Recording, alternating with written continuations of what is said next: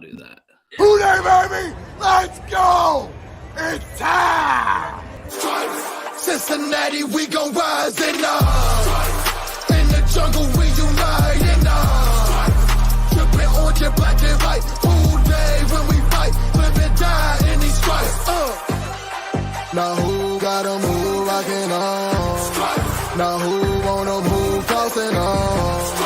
Now who wanna move out on? If you got stripes, then you let the city know you rock 'em. Yeah, we got 'em, yeah, we fought 'em. Like that black and orange up on 'em. Finger bottle, never stop it. So the beast and know 'em. Who they rockin' with the diamond stripes, flossing on the ring. Cincinnati, she's our queen. We gon' show the world who king. Orange in the day, black in the night. Stripes in our veins. Welcome to another episode of Bengals and Brews.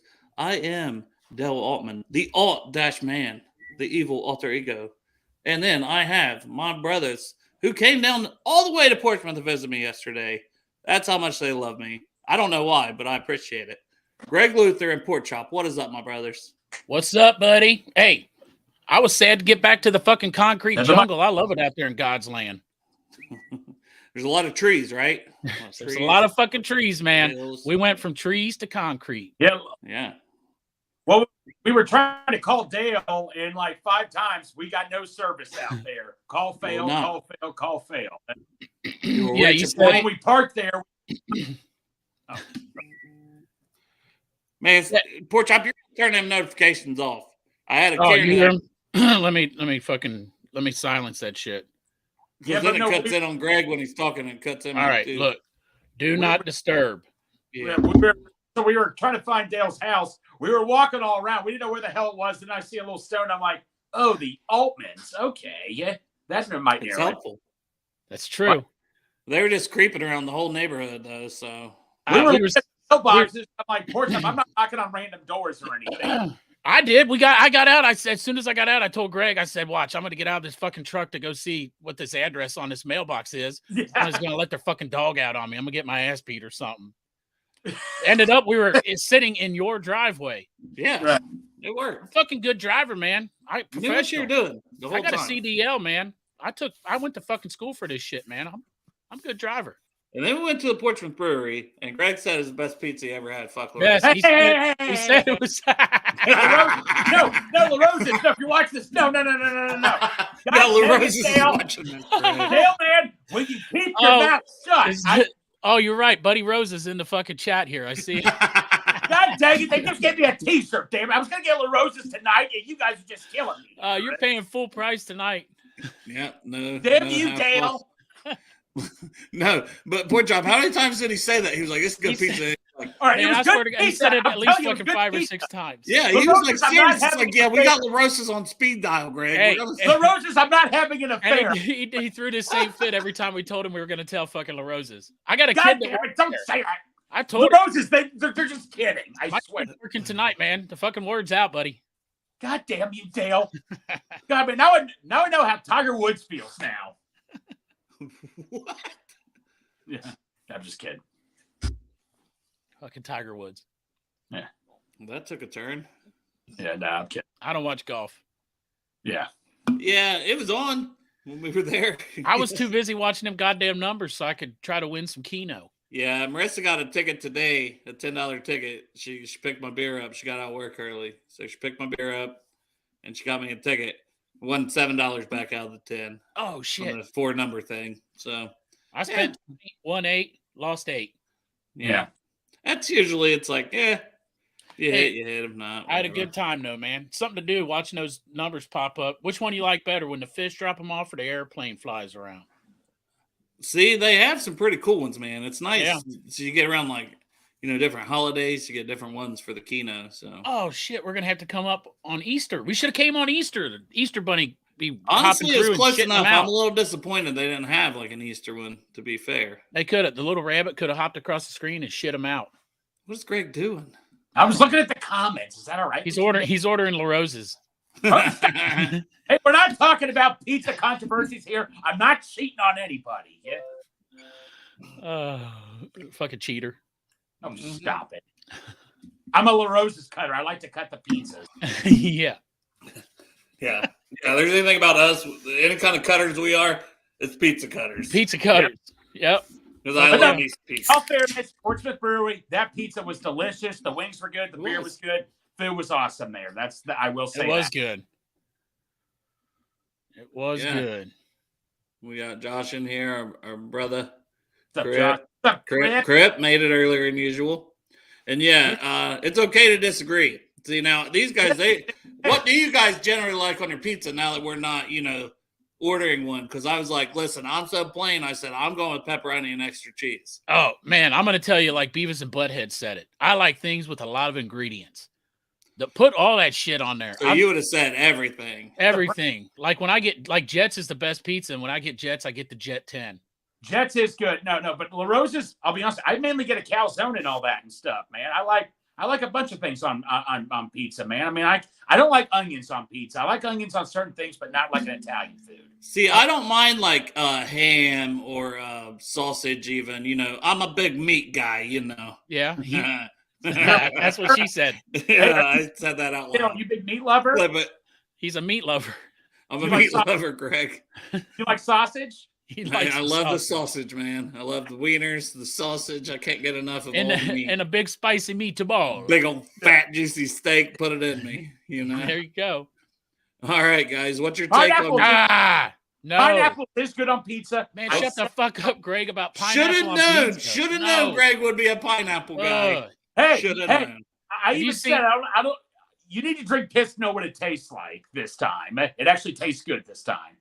I gave him a little sip on the way back home. A piss, so now he's like. Hey, did you see that meme with the pineapple pizza? It's like, how do you eat pineapple pizza? And they show a guy, he picks up a slice and he throws it in the fucking trash. Yeah. See, I can't do it, Josh. I can't do it. Sausage. No.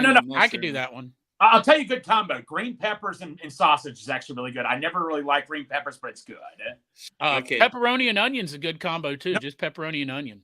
You know what? You know what's really good? I get a calzone. Sometimes instead of pizza sauce, I get ranch. If you get ranch and like beef and banana peppers, that's really good too. Yeah. Pizza was last night for us. So I don't know. I don't know what's for dinner tonight. So Dale, what's a typical dinner for you? Like, what is like a dinner you look forward to usually? What do you mean? Like if Marissa cooks? Yeah. So once or twice a year. No. I don't know. I mean, whatever. I like spaghetti. I don't know. I like ribs. All right. Steak. Oh, man. Know. You know what I like? You like an Andy Dalton? No, I fucking eat it. I will eat the shit out of an Andy Dalton. But I like pot roast or meatloaf with mashed potatoes, gravy, Brussels sprouts, and like egg noodles with gravy on them too. Yeah. I mean, you can never go wrong with like fried chicken and mac and cheese, No, I'm cool. Just chicken salad. Hell no. I would never eat that. Man, who the fuck's talking about chicken salad? You won't let it go. Let it go, Greg. Chicken salad's good with a big old fucking spear pickle right next to it. The stranger wants to smack the person and come up with pineapple on pizza. Well, stranger, come up to me right now. See, Marissa's mushroom, and I love mushroom. She'll like get that on like half a pizza, or she'll just get her own fucking pizza. If it's like Pizza Hut with those smaller pizzas, she'll just get her own fucking pizza. I've had a pizza before where they put like just 7 kinds of mushrooms on it. Well, hey, Pork Chop, if you want to do a next meetup, have you ever heard of Taglio Pizza? It's kind of like Jets Pizza. They got a good honey pepperoni, sweet pepper, good pepperoni pizza. Wherever. I told you I'll come to your next time. All right. Well, dude, Dale, you coming too? Pork Chop might pick me 2 hours away. Just Uber, man. Yeah, just fucking Uber, Dale.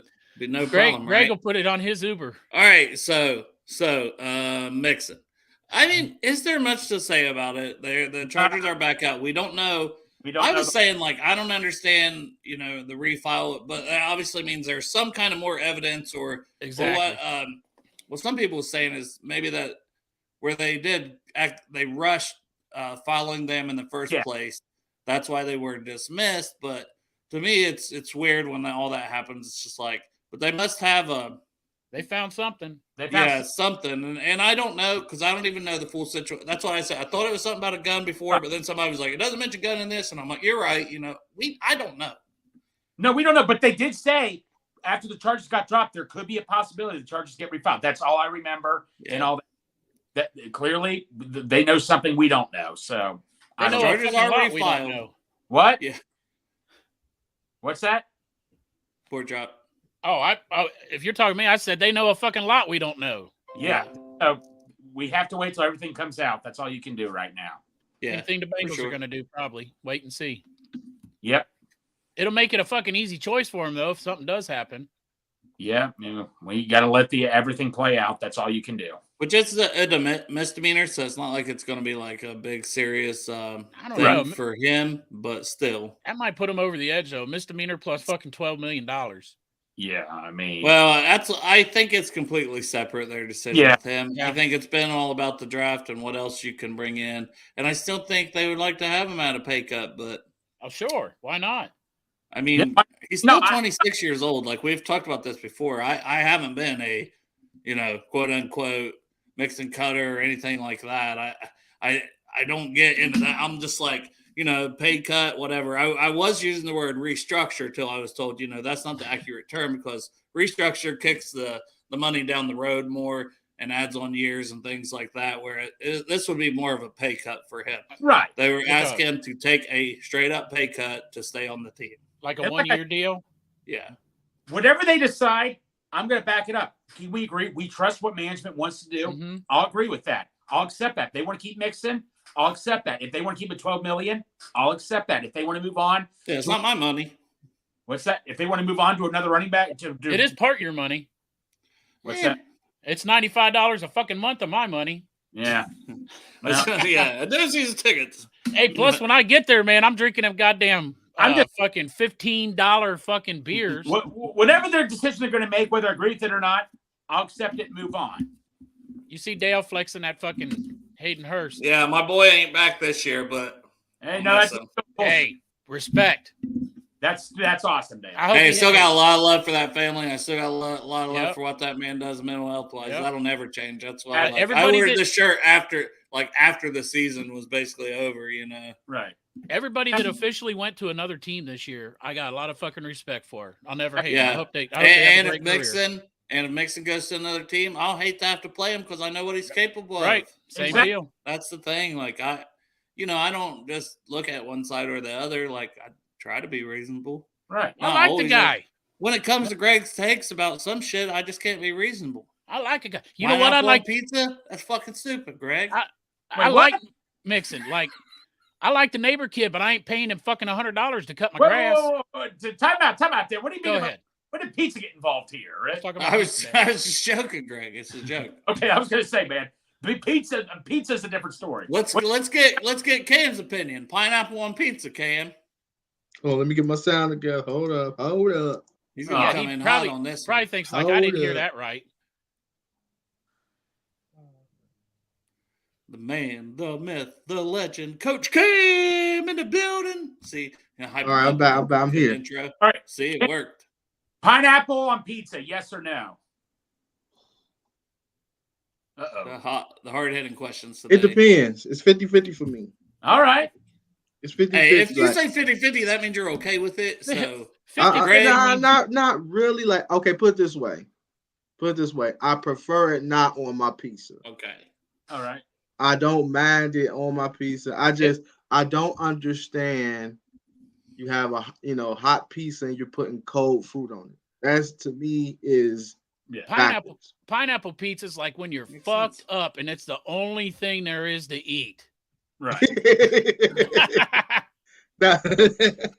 That's why it's 50-50 because you're fucked up and that's all there is. That's all that's left. Right.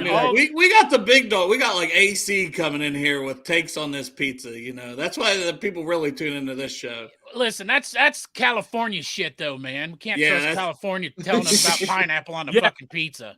But no, Coach Cam. So we were kind of talking about earlier. What's your take on the whole situation with Joe Mixon? I mean, obviously we don't know the whole situation, but what's your take on it as of what was reported today? What's crazy is I kept it like really, really quiet because like I didn't want people to be like coming at me or anything. But I heard this like days ago as a rumor that this could happen. For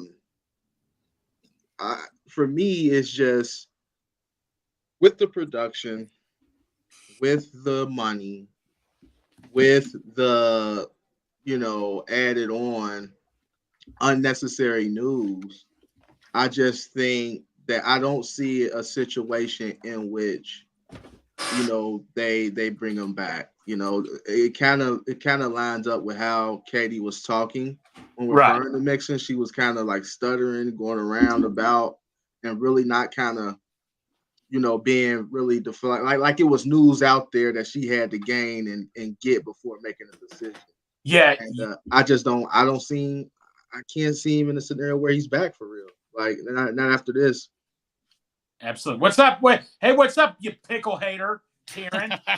Hey, pickles fucking suck. I'm not having this debate with you. Oh yeah, that's our other thing. We gotta get Cam on this one. Movie. Oh. Pickles suck. Cam, are you pickles or no pickles, Cam? Cam, do you like pickles?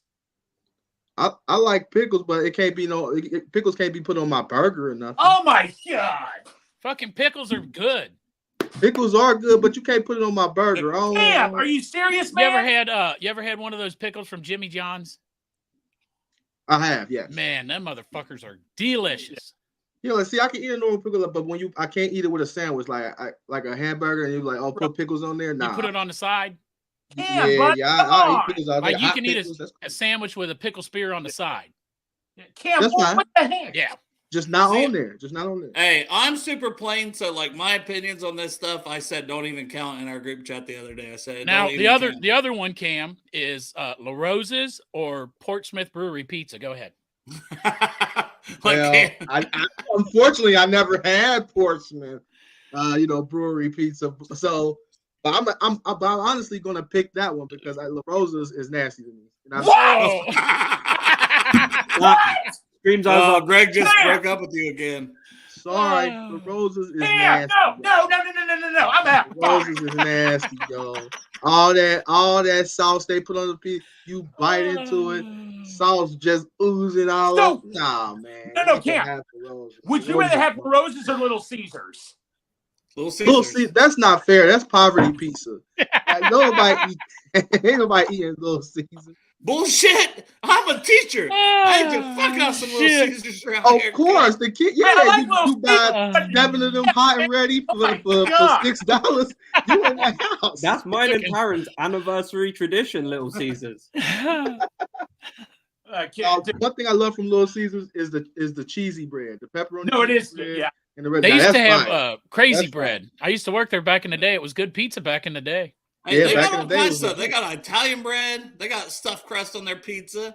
They got some crazy stuff. A fucking Kieran told me in England they got hot dog stuffed crust pizza. They put a fucking hot dog in the crust. No, I ain't fucking with that. That's fucking brilliant, man. That's genius. I'm drawing the line there. That is heart attack. You get pizza and then you get a fucking pig in a blanket at the end of it. Yeah. Oh God. Hey, your pigs in a blankets is a monstrosity though. Because pigs in blankets in the UK are sausages wrapped in bacon. I'm fucking booking a trip to go see Kieran's family just to eat the fucking hot dog stuffed crust pizza. Yeah. That's what I want. Kieran, pineapples on pizza, yes or no? No. God, boom. But there is a burger joint in Kentucky called Zola's, and they do a bacon and pineapple burger, and it fucking slaps because they grill the pineapple. It slapped the fucking trash can. They grill it. That's different. If they grill the pineapple, that's cool. I just don't want no cold fruit biting while I eat a hot pizza. That's perfect. All right. Hey, this is a funny one to me. Stranger said he can't eat Little Caesars. The pizza is better than the box. That's what I said for a while. It's like college pizza. It's like $5 pizza, man. I mean, well, there went that Little Caesar sponsorship. I almost had lined up for Bengals and Brews. Thanks a lot, stranger. It won't be running across the bottom here anytime soon. But then, Kieran, can you explain them how I got a certain vegetable confused with a name?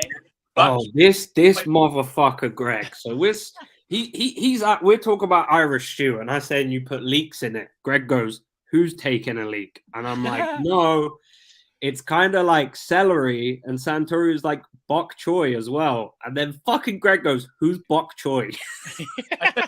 I thought bok. You thought it was the motherfucker from Squid Game, bro. Hey, I'll be honest. I didn't know what the fuck y'all talking about either, so I'm with Greg. You know what bok choy is? All right, bok choy. Here we go.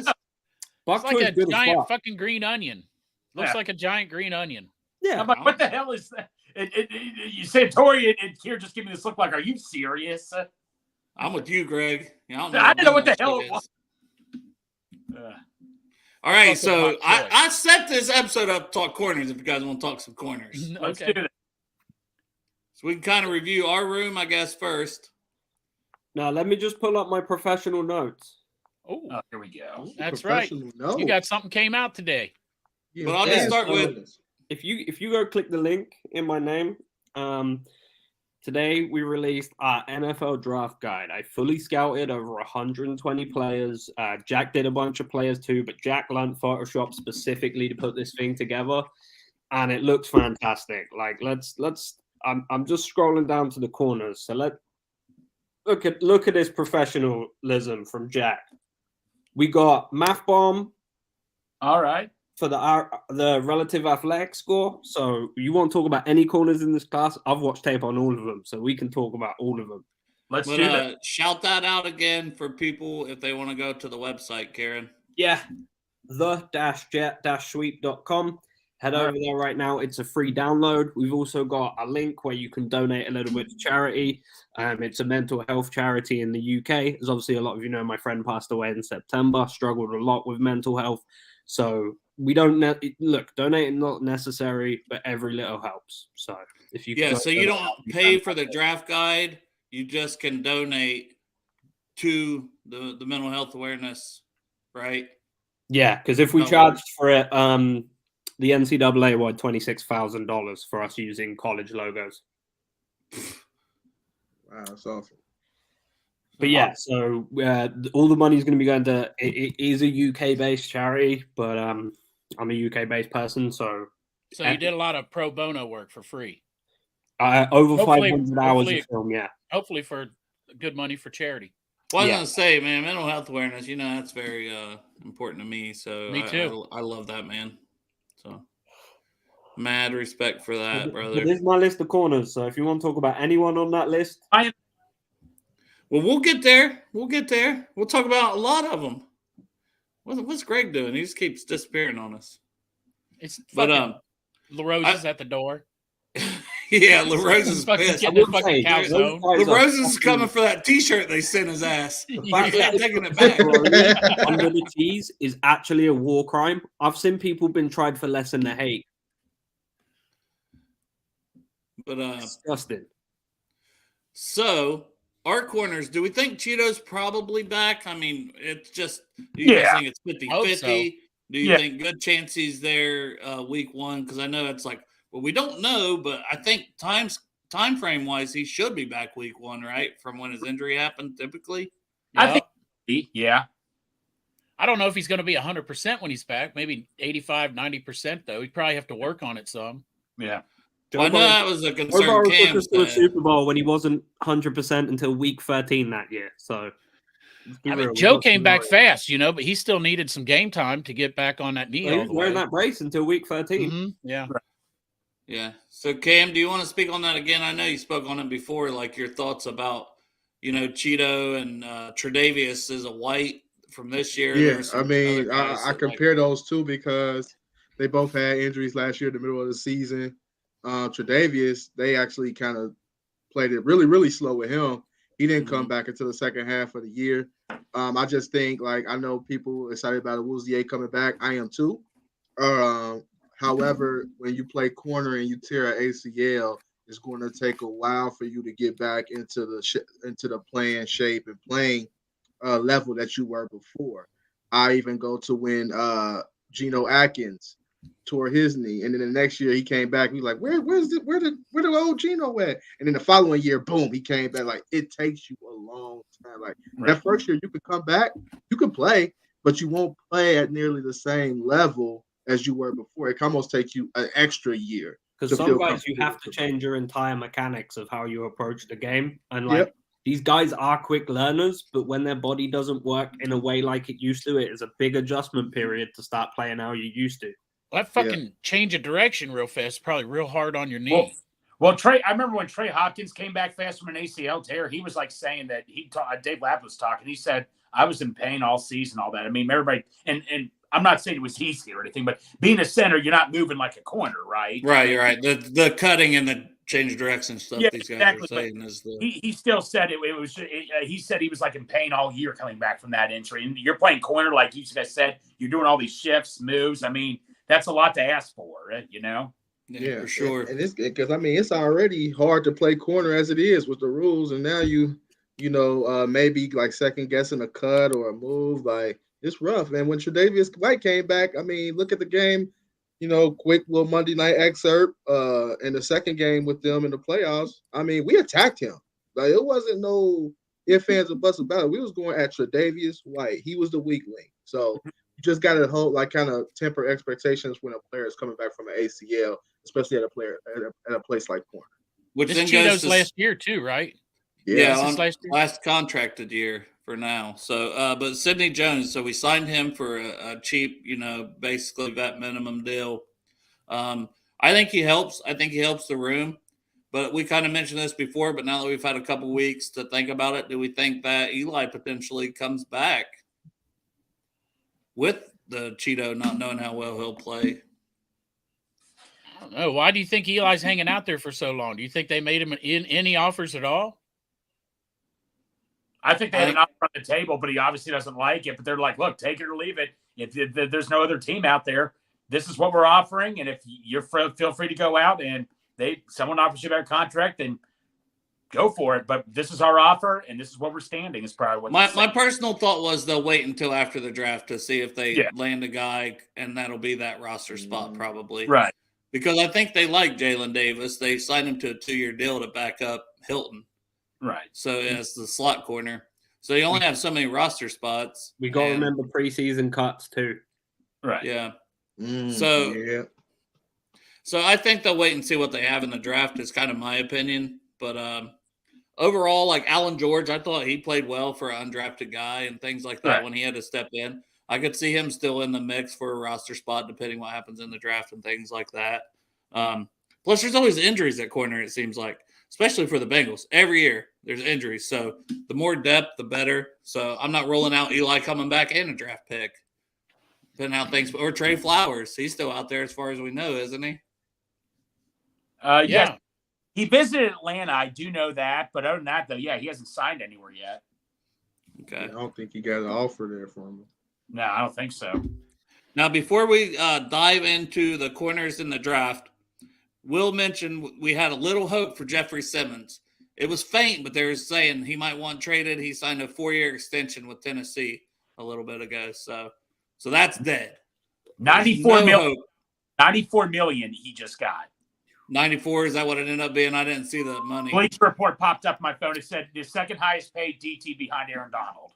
So he got his extension is 4 years, 94 million. And he's a beast. So they can't let him leave. They're going through some changes on their roster and stuff, but that's a guy they need to build around, basically. Yeah. I think that's smart for them.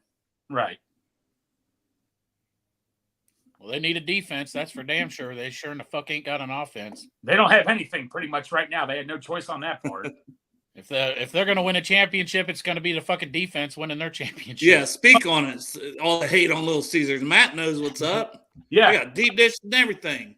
They ain't got the deep dish hot and ready. But by the way, before we get into quarters also, thank you a lot, Dale, for raining on my parade. There was a video out of Zeke and Chase in the same room together, and Dale had to rain on my parade. Oh, sorry that I try to be logical in everything I say, and I just try to be honest. I'm like, they're at Exos. It's a training place for players.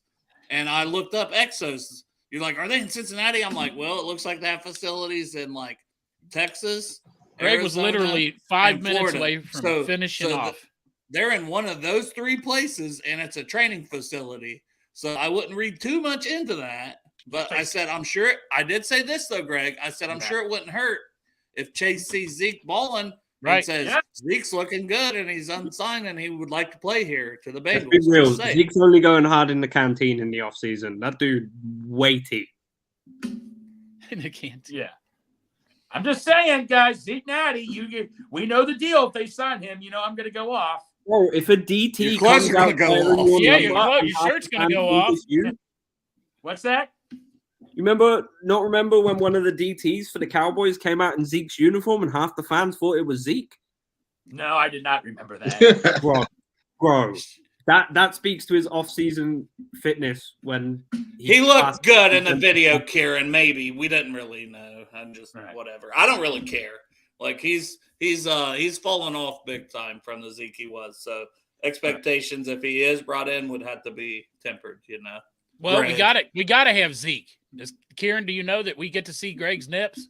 If we get Zeke, he's going to do the show with no shirt. I've already seen Greg's nips. God. At this point, everybody's seen Greg's nips. Greg's a little slut. Yeah.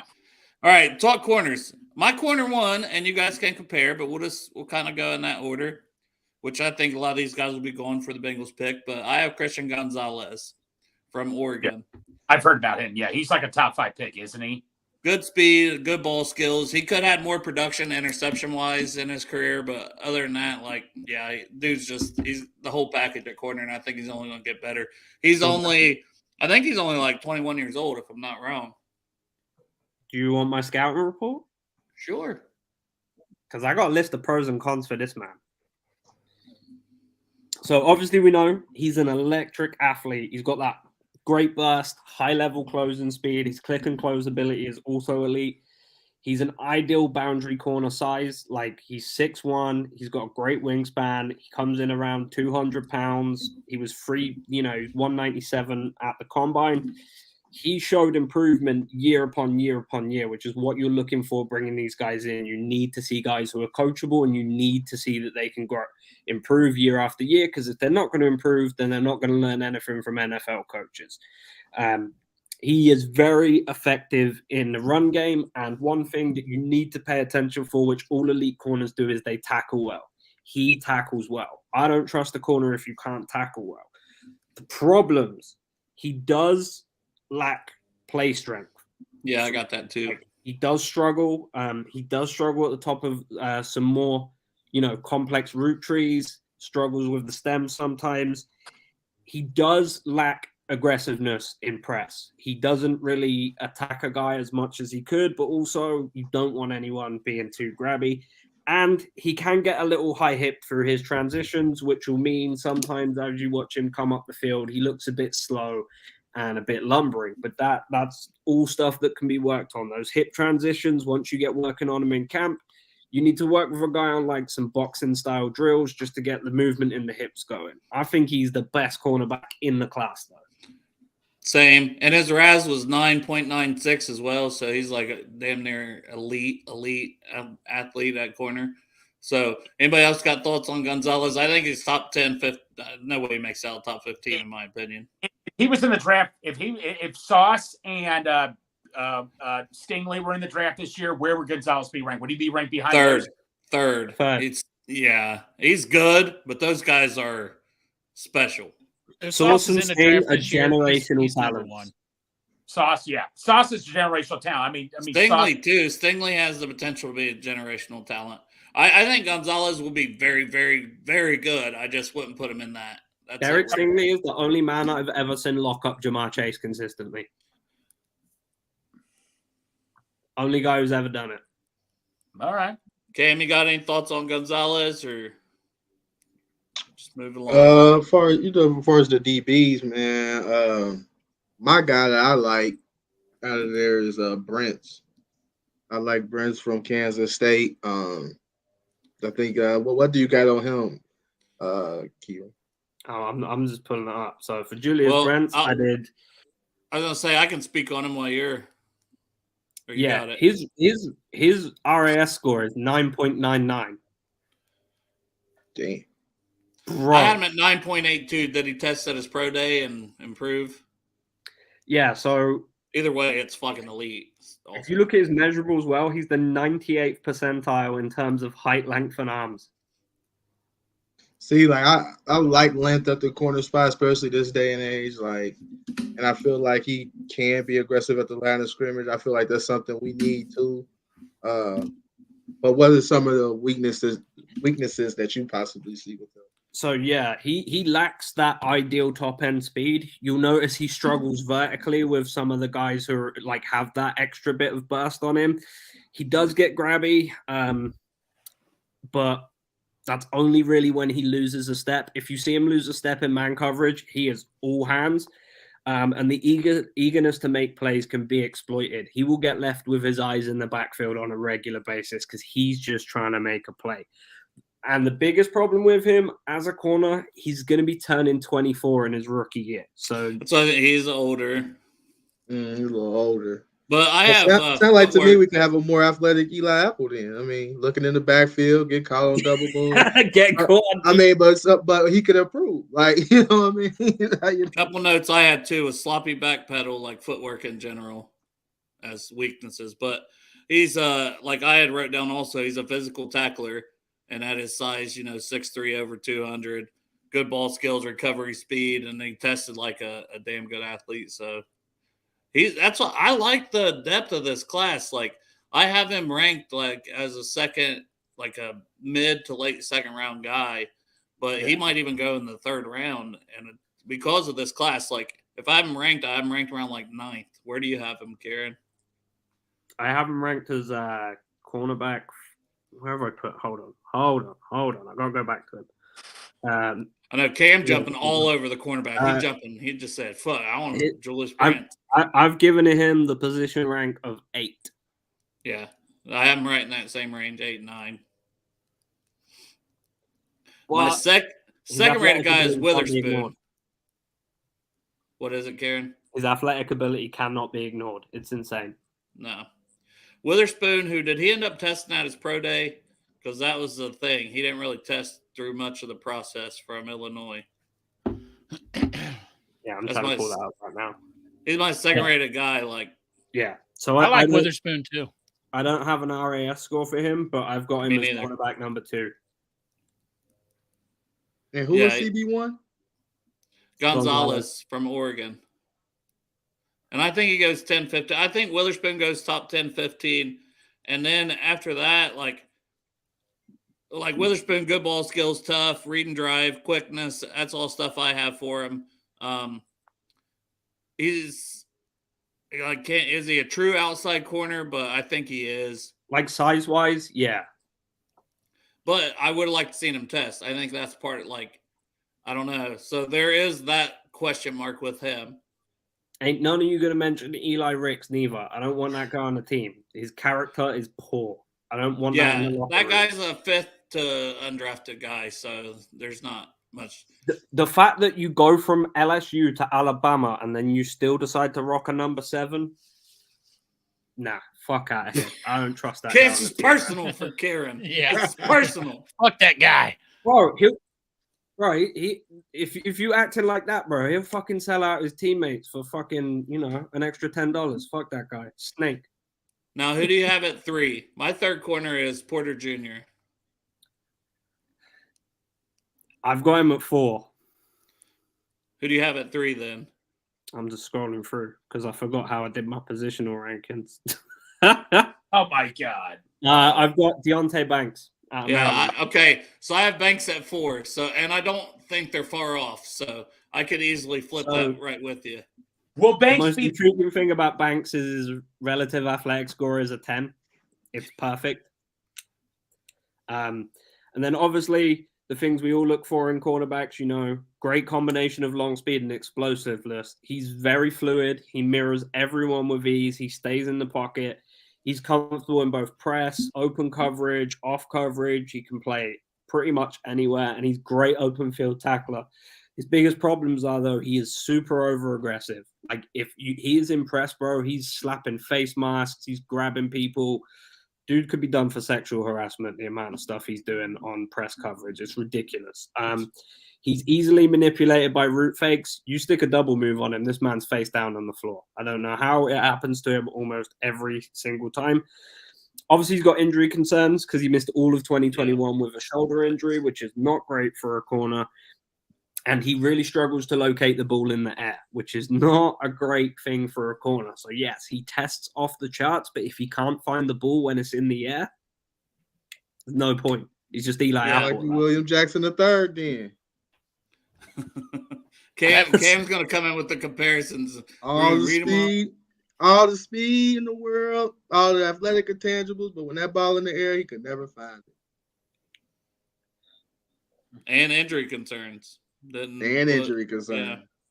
So that's why I have Porter a little higher, and both are good athletes, both good size. Both guys are like 6'2". It's a good class for size. Like Cam, you said you like Brent's who's 6'3". These guys are both 6'2".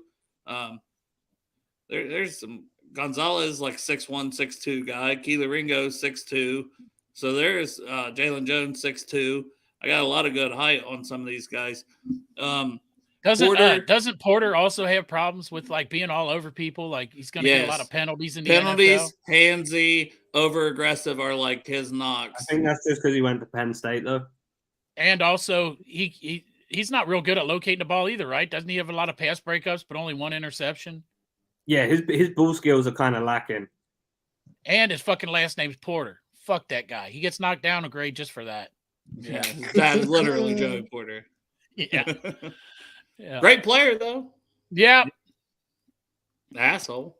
But yeah, his dad's a fucking dick. Fuck him. Oh my god. Fucking pulled Pac-Man's hair on the goddamn field, man. Fuck Joey Porter, son of a bitch. Fuck that son of a bitch. You know, what's that Joey Porter Sr.? Who did he get into a fight with? What was it? Levi Jones? He got into a fight with one time. Yeah, in Vegas or something in an off season. Yeah, I remember hearing about all that. Yeah, I remember that. Okay, yeah. I mean, look, it'd be good karma for fucking dumbass Joey Porter Sr. for his son to get drafted by Cincinnati, but I mean, overall, fuck it. Fuck Joey Porter. I hope he goes to the goddamn fucking Steelers and we fucking stomp the Ravens. He might go to the Steelers at 17. I'm on the agenda for him to go to the Steelers just because my friend he really wants him and I want my friend to get a win. As a Steelers fan, they're not going to have many wins next year. So he needs something. I want him to go there. Your friend to get one. I want Jamar Chase to fucking put on a show twice a year for him and fuck that guy. Well, no, Jamar Chase will be doing it against what's his name? What they did to him against Minnesota, who's just signed with the Steelers. Peterson. Jamar's only in trouble if we play the Texans. Let's just be real. You know what? Matter of fact, I want Joey Porter to go to fucking Cleveland because fucking Pittsburgh. I'm gonna go freak a leak, but I want to talk about the next couple. I don't know. You can speak on yours, but I want to start on my number 5, and I want to go around the horn. So then I'll go to Cam, Pork Chop, and then we'll end with you on this one. But I got Emmanuel Forbes because he's been a hot topic of conversation. Ball hawk. But the 0 percentile weight, you have him at 5 as well. So we'll talk about him. We'll start with you, Cam, and I'll be right back here in a minute. No problem. I like Forbes a lot. You know, I want to have somebody that if they get their hands on the ball in the air, they're going to catch it. And not only is Forbes, like I said before on the show, not only Forbes going to catch it, he might take it back for 6'2" and be a playmaker with it. It's always great to have, playmakers on that side of the ball that could potentially get you 6. I think about the years where Ed Reed killed us for pick 6 for years after year after year. It's something special about someone being able to, turn that ball over and be able to take it back for 6. So I like that. If that's a player that we end up drafting, I would sign off on that 110%. Yeah, and what about Forbes? You know what I thought about Forbes? Like the only fucking knock on that guy is his weights, like 166 pounds. He ain't scared to hit though. No, he ain't fucking scared at all, man. That motherfucker will tackle fucking DeJuan Jones. He don't give a fuck. No. Some of his highlights, they say he doesn't. He's not that great of a tackler. I don't care. He's not afraid to come at you. The guy's got. I don't care if he's willing to go tackle. Sign me up. As long as your corner is a willing tackler, you can work on technique. Yes. With his fucking skills about taking it back, I wondered what would he be like in the return game too? Like if he was a punt catcher. He got a possibility to do that? Yeah, he can return. I mean, come the fuck on, man. The only thing wrong with this guy is he's underweight. But the fuck is wrong with that? Let the guy get in there. So, pack him in. Everybody's underweight when they come in the NFL. Oh, yeah. Every goddamn offensive, defensive lineman's underweight. They put a weight on. So get him in the fucking gym, put some fucking weight on him, and let's see what happens. But this guy... I think personally, he's got the best ball skills in the class. 100%. But now, I'll say this. Some of his pick sixes, he was right place, right time. It was a bad throw and tip. I'm not trying to rain on the parade or anything, but that one against you... Okay, but as a defender, what's your entire job? The reason that you're in the right place at the right time is because that's not fucking just luck. That's true. Well, that UK game, I mean, did you guys see that pick six he had against Will Levis? I mean, he just read, don't count though. Will Levis's ass. Yeah, okay, but he read that. that dude puts mayo in his coffee. I don't want to hear him talk about nothing. But I'll say this though, man. I mean, like I'm not really for taking a corner 28, but Forbes is really kind of going up my charts right now. I'll put it this way: I will not be. Would we all bitch if we took him at 28? Because I wouldn't. No, I wouldn't bitch if they took a fucking corner at 28. There's a lot of corners I like at 28. I'm big defense at 28. Joe's gonna cook with what the fuck he's got, man. Our defense, that's what we need. We need a goddamn quarterback on the ground, or we need some interceptions. We're playing against Josh Allen and Patrick Mahomes. That's who the fuck we're playing against. It ain't fucking dumbass Kenny Pickett. It ain't dumb shit fucking Watson up north. And it ain't fucking whoever the fuck's gonna be playing for Baltimore. It's Josh Allen, Patrick Mahomes, who slings the fucking ball. We need the cornerbacks out there to defend that fucking pass. Well, you know what? Who was the corner the Chiefs drafted last year? Well, I keep forgetting his name. Out of Washington. What was his name? Oh yeah, no, I know the guy. Not what was his name? Damn it. But no, he did very well in the playoffs against the Bengals and all that. And the thing with drafting corner in the first round is corners get a lot of money. If you get a good corner for 5 years on a cheap deal, our corners are very valued. McDuffie, and they also got a guy in like the 7th round too. And we got fucking Juice. Yeah.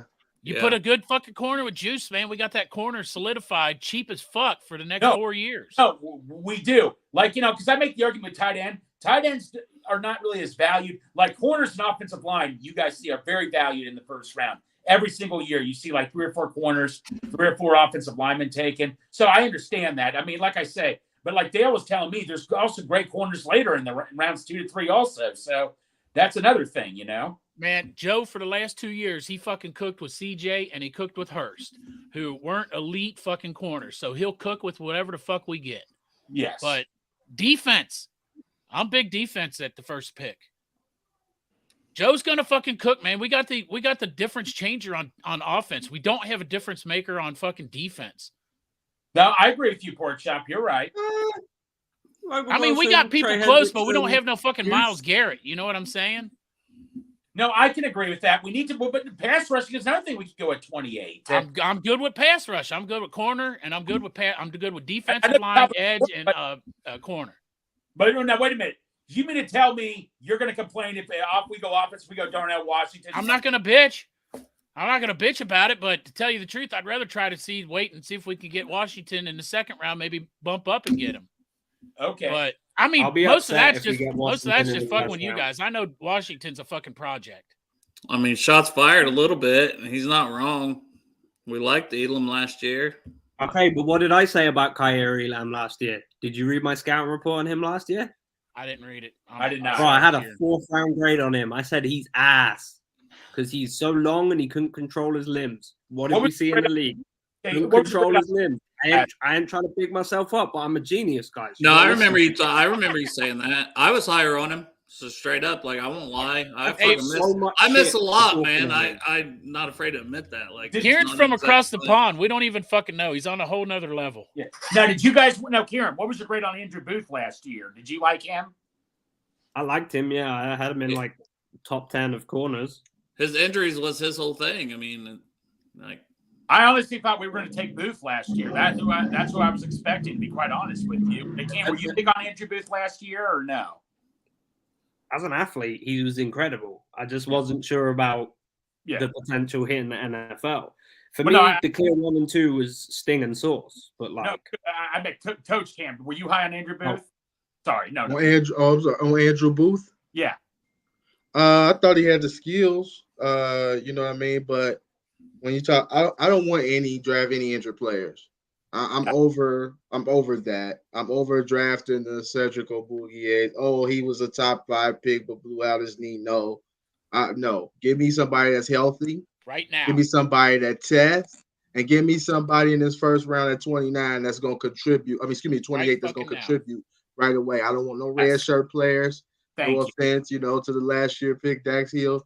But I'm sorry, like my first round pick got to contribute now. Like he has to contribute right away, especially when we're starting to pay players and different things like that. We can't afford to be drafting for a year out or 2 years out. So wherever we get at 28, got to be able to ready to play Now, I don't care if it's 20 snaps a game. I don't care if it's 15 snaps a game, but they got to get some kind of snaps on the field. Matt, we know you love Cam Smith. We're getting him, okay? We're getting Matt Lawless. But now a guy I have at 6, and I think it's just kind of like what it's been. I don't know where you have him. I'm curious to see where you have him. He could be your Kyer Elam this year, and I would understand it. Keely Ringo. I have him at number 6. You have Ringo at 6? No, Cam Smith. Keely Ringo, I'm not sold on at all. That I was saying I have Ringo at 6, but honestly, I could see him so much farther down. He is the Kyer Elam for me this year, and you're a bigger SEC guy, so I wanted your opinion on Ringo first, and then we'll get to Smith. The second Georgia got a comfortable lead against LSU in that SEC championship game, Ringo started getting absolutely burned. He was giving up on plays. He was all over the place. The problem is he's one of those guys who's so athletic that he sometimes just leans on his athletic ability and doesn't trust what he's been trained. He doesn't trust his mentals. He just leans on how athletic he is. Like, he is massive, bro. He is 220 pounds at one point last season. He was huge as a 6'2", corner. Yeah. He just now turns 21 in June. His RAS was 9.61. Like, there's a lot to like about the guy. But he was supposed to be his RAS was 8.23. Oh, it must have went down. Because the thing was, he had Eric Stokes last year, which made him look a lot better last year because Eric Stokes was an absolute phenomenal corner. So some corners who are not as impressive can be made to look really good when they're paired with someone like Eric Stokes because they're getting all the targets. But where do you have Ringo? Just where do you have him? Me? Yeah, personally. 11. Okay. Wow. That's what I'm saying. Like, and that doesn't shock me. Like, the concerns are real. There's a lot to like, but there's a lot of like, this guy should be better than what he is. Yeah. And that shit's concerning. That was the If you Kyrie. watch all of Keely's tape against top level competition, it's not good. Hey. Yeah. All right, so now we'll get to Matt Lawless's fucking favorite player in the whole entire fucking world. Cam Smith, corner from South Carolina. I'd like to learn more about him too. 23 years old, 6 foot, 185. I'll throw that out there. Had a good RAS score. You guys have any strong opinions before Karen goes? No, I want to. I'm listening on this one because I've seen Cam Smith name pop up. Because Matt Lawless says it. Matt says it 24/7. Karen, let's go for it, Karen. I got him at 6 in my rankings. Yeah, I got him. His was 9.68, very good score. What I like about him, he's a very smooth, fluid athlete. He's very sticky in coverage, and he's comfortable in a range of techniques. Doesn't matter if it's ball, press, soft shoe. He is natural at the catch point. His hands are phenomenal. Not the best hands in the class, but he looks really nice with it. And what I love about his game, it just oozes physicality. Everything he does hard. He is a monster. But he gets too reliant on that physicality at times. And that has, he has a tendency to grab if he gets out of his phase, and he doesn't have the frame to match his play style. He's not, when you are 180, 6'1", you can't play like he plays. It's not sustainable. He's had issues as a tackler. His form isn't great. You notice when he tackles a lot, he tackles high, which means he's getting shrugged off. It's a big problem I had with Devin White when he was coming out of LSU because he was a converted running back. His tackles were all high. He was getting shook off left, right, and center, and that's what we see with Cam Smith. He's willing to tackle, but it's just not there. He's not consistent. I literally wrote consistency, tackling consistency. And then adding bulk, you've already mentioned, we're on the same page with his knocks, but a lot of good things, though, too. And like I said, it's the little things, like gets really grabby if he gets out of phase, and then he's far too reliant on his physical ability. If he's hurting late way through the season, he's not going to be able to play his game. And I know, like Cam said, we can't have guys who are injured. That Super Bowl window is open. We need guys who are going to dive straight through it, not hobble up and shamble over. We need guys ready to go. And I don't think Cam Smith, his play style is not sustainable in the NFL. It's fine when you're playing against a bunch of guys who ain't never going to do nothing but maybe play in the XFL because they're not big enough and they're not strong enough. But he was an SEC, though. He was an SEC. I don't give a fuck. Oh. South Carolina, dog. It wasn't LSU. That's a basketball school. They can't chat to me about nothing. But they still play the same competition. Come on, Kieran. Yeah, but do they win? Dang. Answer my question, though. Do they win? I'm just talking about you're saying who he goes up against. He goes up against the LSU receivers. All right, he had Rattler at quarterback. I don't want to hear nothing about that, man. That team is ass. But like I said, you can't play that physical in the NFL when you're his size. It's fine when you're going against other dudes who ain't on a good meal plan and, football's their second option. But when you go to NFL, you're playing millionaires. These guys' bodies are tuned for this.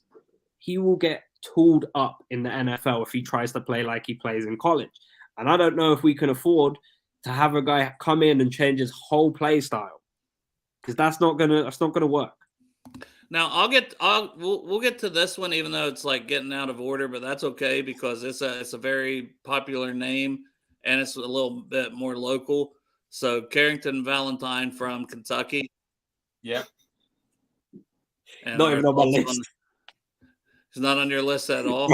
I did 15 corners. He didn't make the cut. That's on him. Somebody's not going to be happy with you, Kieran. I'm not going to say, but yeah. Well, I'll just say like what I have for him. Kentucky fans. I got the internet down there. Let me just say this. He says, what about Malik's crush on Valentine? Man, whatever the fuck he's got a crush on, go the opposite way this season. Jesus Christ. Just because the man didn't have all the inside info, poor chop. He had no inside info. Like his this source. man has killed it every year. Don't be except this year. Like I don't know what the fuck happened. Like this year's the first year I started watching him. Man, I got all excited, and he not one thing he said. I still watch his thing, trying to get some information. I mean. Not one thing so far. Like I 100% Darnell Washington's going to be the first pick because he said no way that's going to happen. Carrington Valentine. So he's 6 foot 194. Out of that Kentucky. Cincy James guy. Powerful hands, willing blitzer, good instincts, quickness. Now he has some questionable technique. Route recognition, he's a little handsy, and then his overall top end speed. But I think he put a little of those concerns to rest because I think he just crushed it at his pro day. The big concern is he played for UK.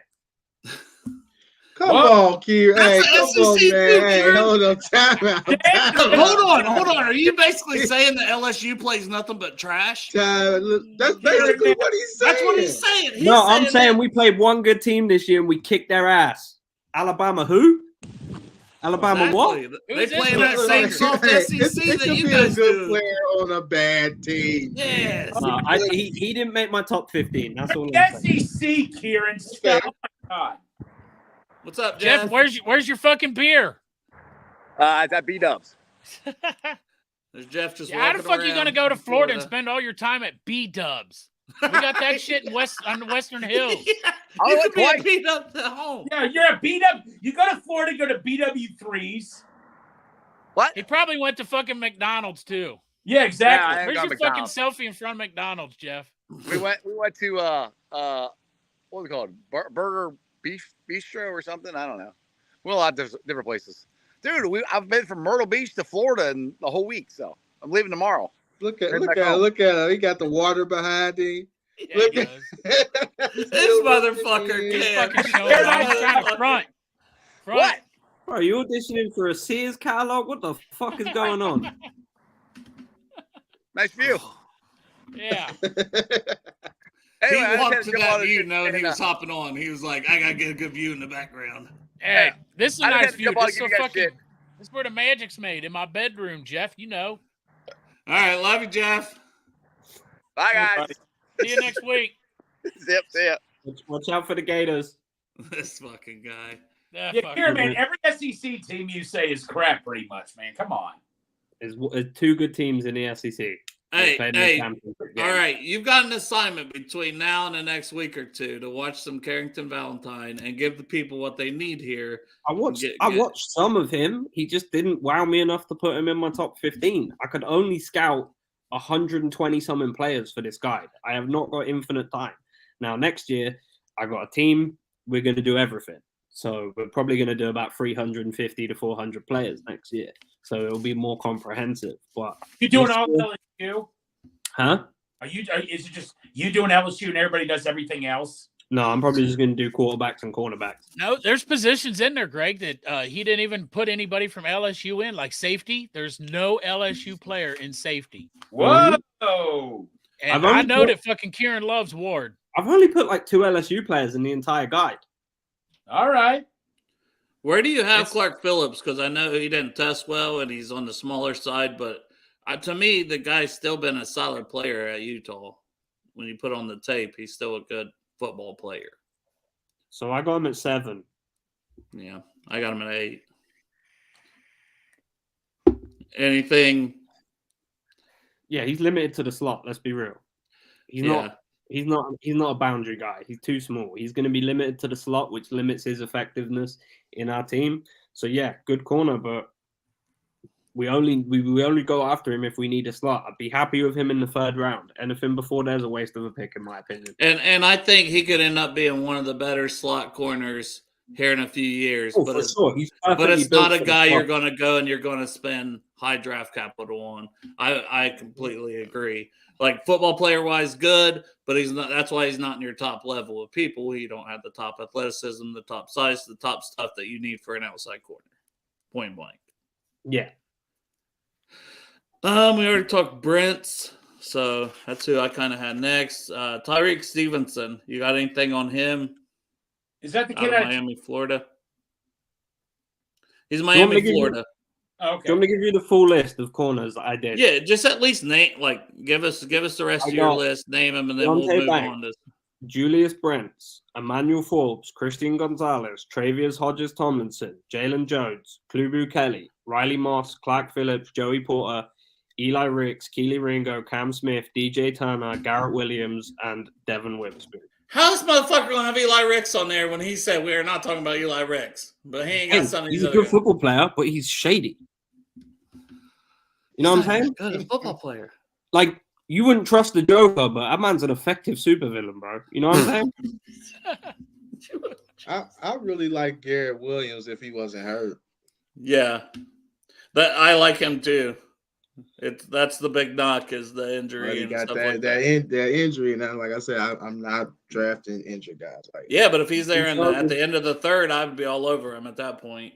So Garrett Wilson had a torn ACL, and he played almost exclusively in off coverage at Syracuse.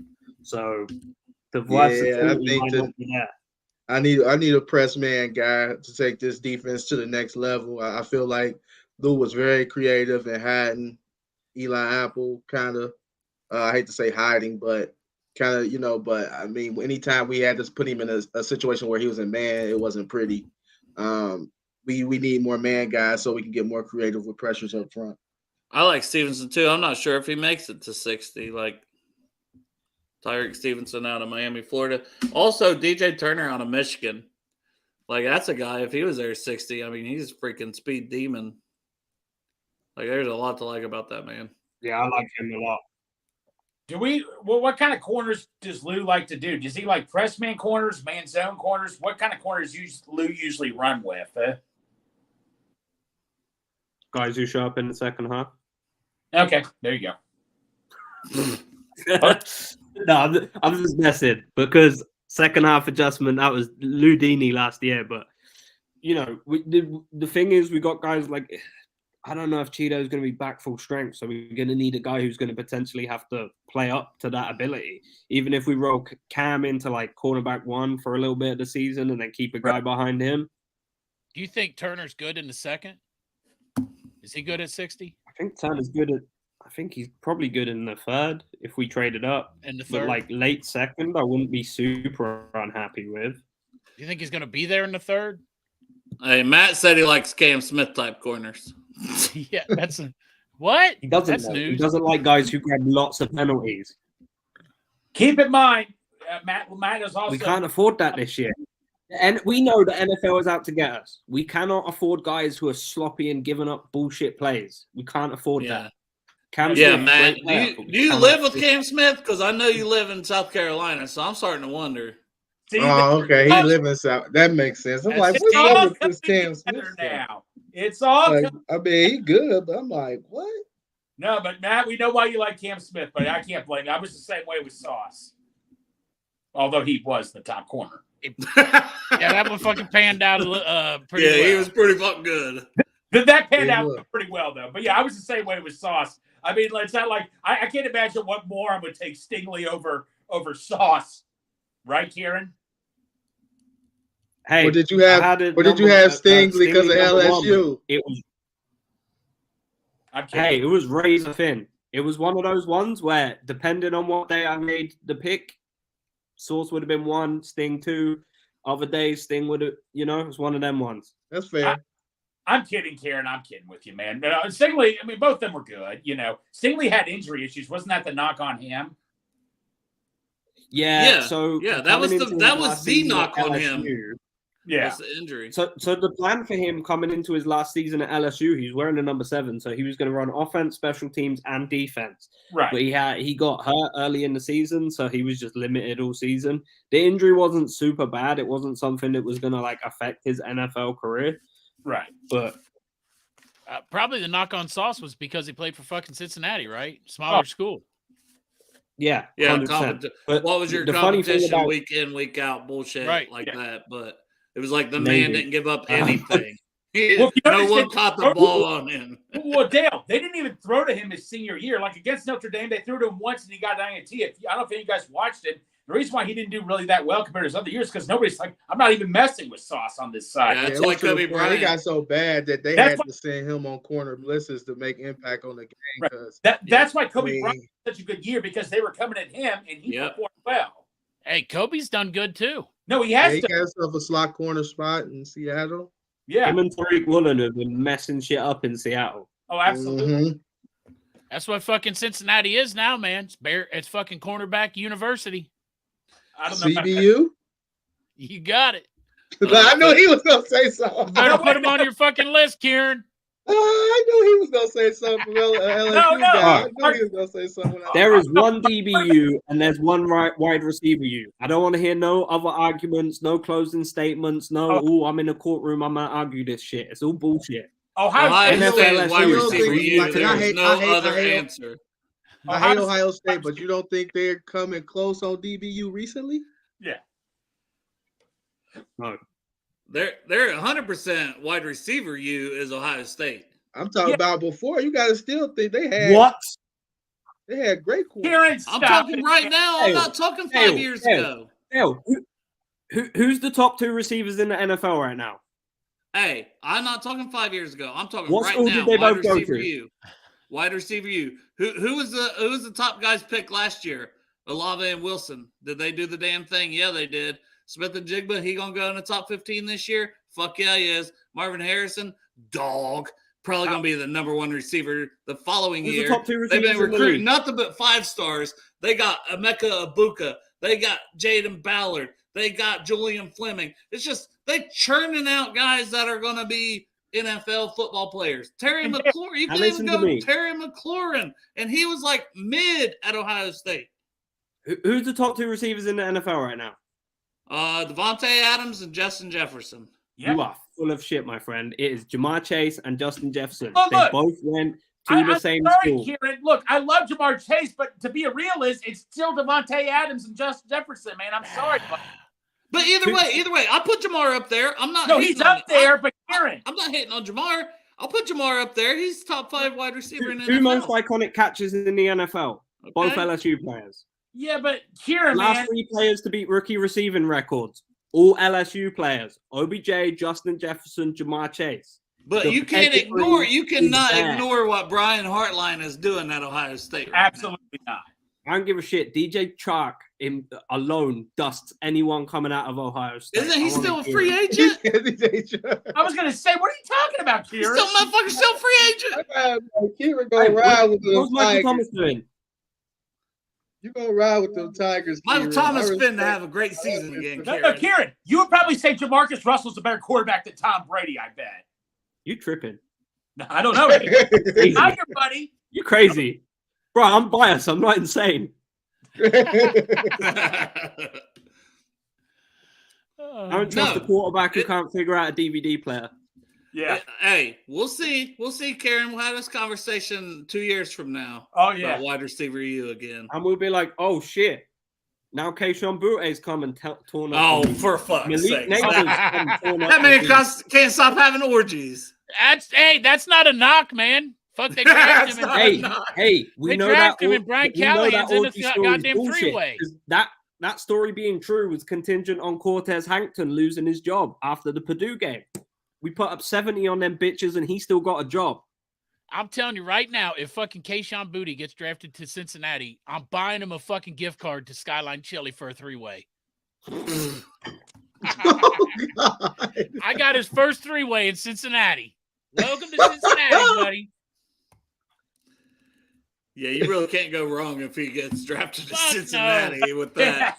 I mean, who wouldn't want to have a three-way with fucking Keishon Boutte? I'll do it. Fucking last name Boutte. Let's get some.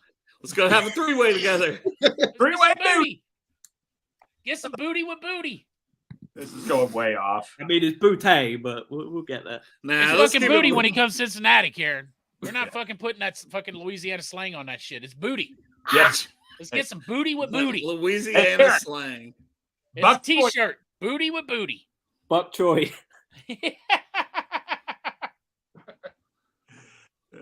Well, you roofed me when you said that. I thought I was going to die. I was laughing so hard. Who the hell is Buck Joy? What the hell are you talking about? He's from fucking Battlestar Galactica. There you Buck go. Joy, DB, Southern Miss. There you go. Well, there's only one way to continue an episode like this. Mock draft. Oh, this is going to be an argument from hell. Hey, if anybody's got to hop off, I understand we've been going over an hour. Let's fucking hope Darnell Washington's there at 28. I hope no. Dale, could DeJuan Jones be there at 60, do you think? I mean, not on this simulator, probably. I doubt it. Maybe in real life. It depends on if any of there's. This simulator's fucked up, man. Half the time they'll have Will Levis and you see Bryce Young, like he still hasn't been drafted, right? Yeah, because he's like 150 pounds, bro. I know. Well, yeah, but in reality, he's going to go in the top 5. They said he weighed in at 200 at the combine, but he also said for 3 weeks he ate nothing but pancakes and milk. Yes, that sounds fucking delicious. I mean, yeah, but not as an NFL athlete. And Matt pronounced his name Cunts. There you go. He said, I'll have booty and cunts. Invite booty and cunts. Booty and cunts. That's a good three-way, man. Get booty and cunts. I'm with Matt. Darnell Wright, baby, is still on the board. Come on. That's we need safety though. Take Brian Branch. Fuck it. No, who's hair on the DL? Karen, stop, man. Oh shit! Look at that guy at 30. Do we or do we not need safety, Greg? Karen, you solidify the offensive line. Are you kidding me? Hey, we're talking cornerback, so let's see who's there at cornerback. Oh my God, Kieran. Forbes is. Oh, Forbes. Let's look at Ed. Will McDonald. B.J. Ojulari. Hey, a man's a good edge rusher. Somebody told me Cincinnati's not going to draft B.J. Ojulari because they don't like the way, like they don't take that certain type of edge rusher. Is that true? People from the South. Yeah. Well, they took someone from the South a few years ago. Are you guys in on this Jahmyr Gibbs bullshit? Yes, I like Jahmyr Gibbs. I mean, I wouldn't be mad if we got him. My whole group chat has turned into a Jahmyr Gibbs fucking stan club, and I'm not here for it. No on Jahmyr Gibbs. Why you shake your head no on a playmaker? It's a first-round running back. The problem is that we can get good value in the second or third round on a fucking running back. It's the value from now. Would he fit the offense? Probably, sure. Yeah. And maybe I hate to bring it up, before today, you would consider Jahmyr Gibbs because you would have Mixon to spell. You don't know. I'm not trusting Jahmyr Gibbs and his frame. You know what I mean? To last in the AFC North. We've seen what little guys do in the AFC North. They get broke off. I don't care how tough he ran in the SEC. Oh, well. Over half of them will be NFL players.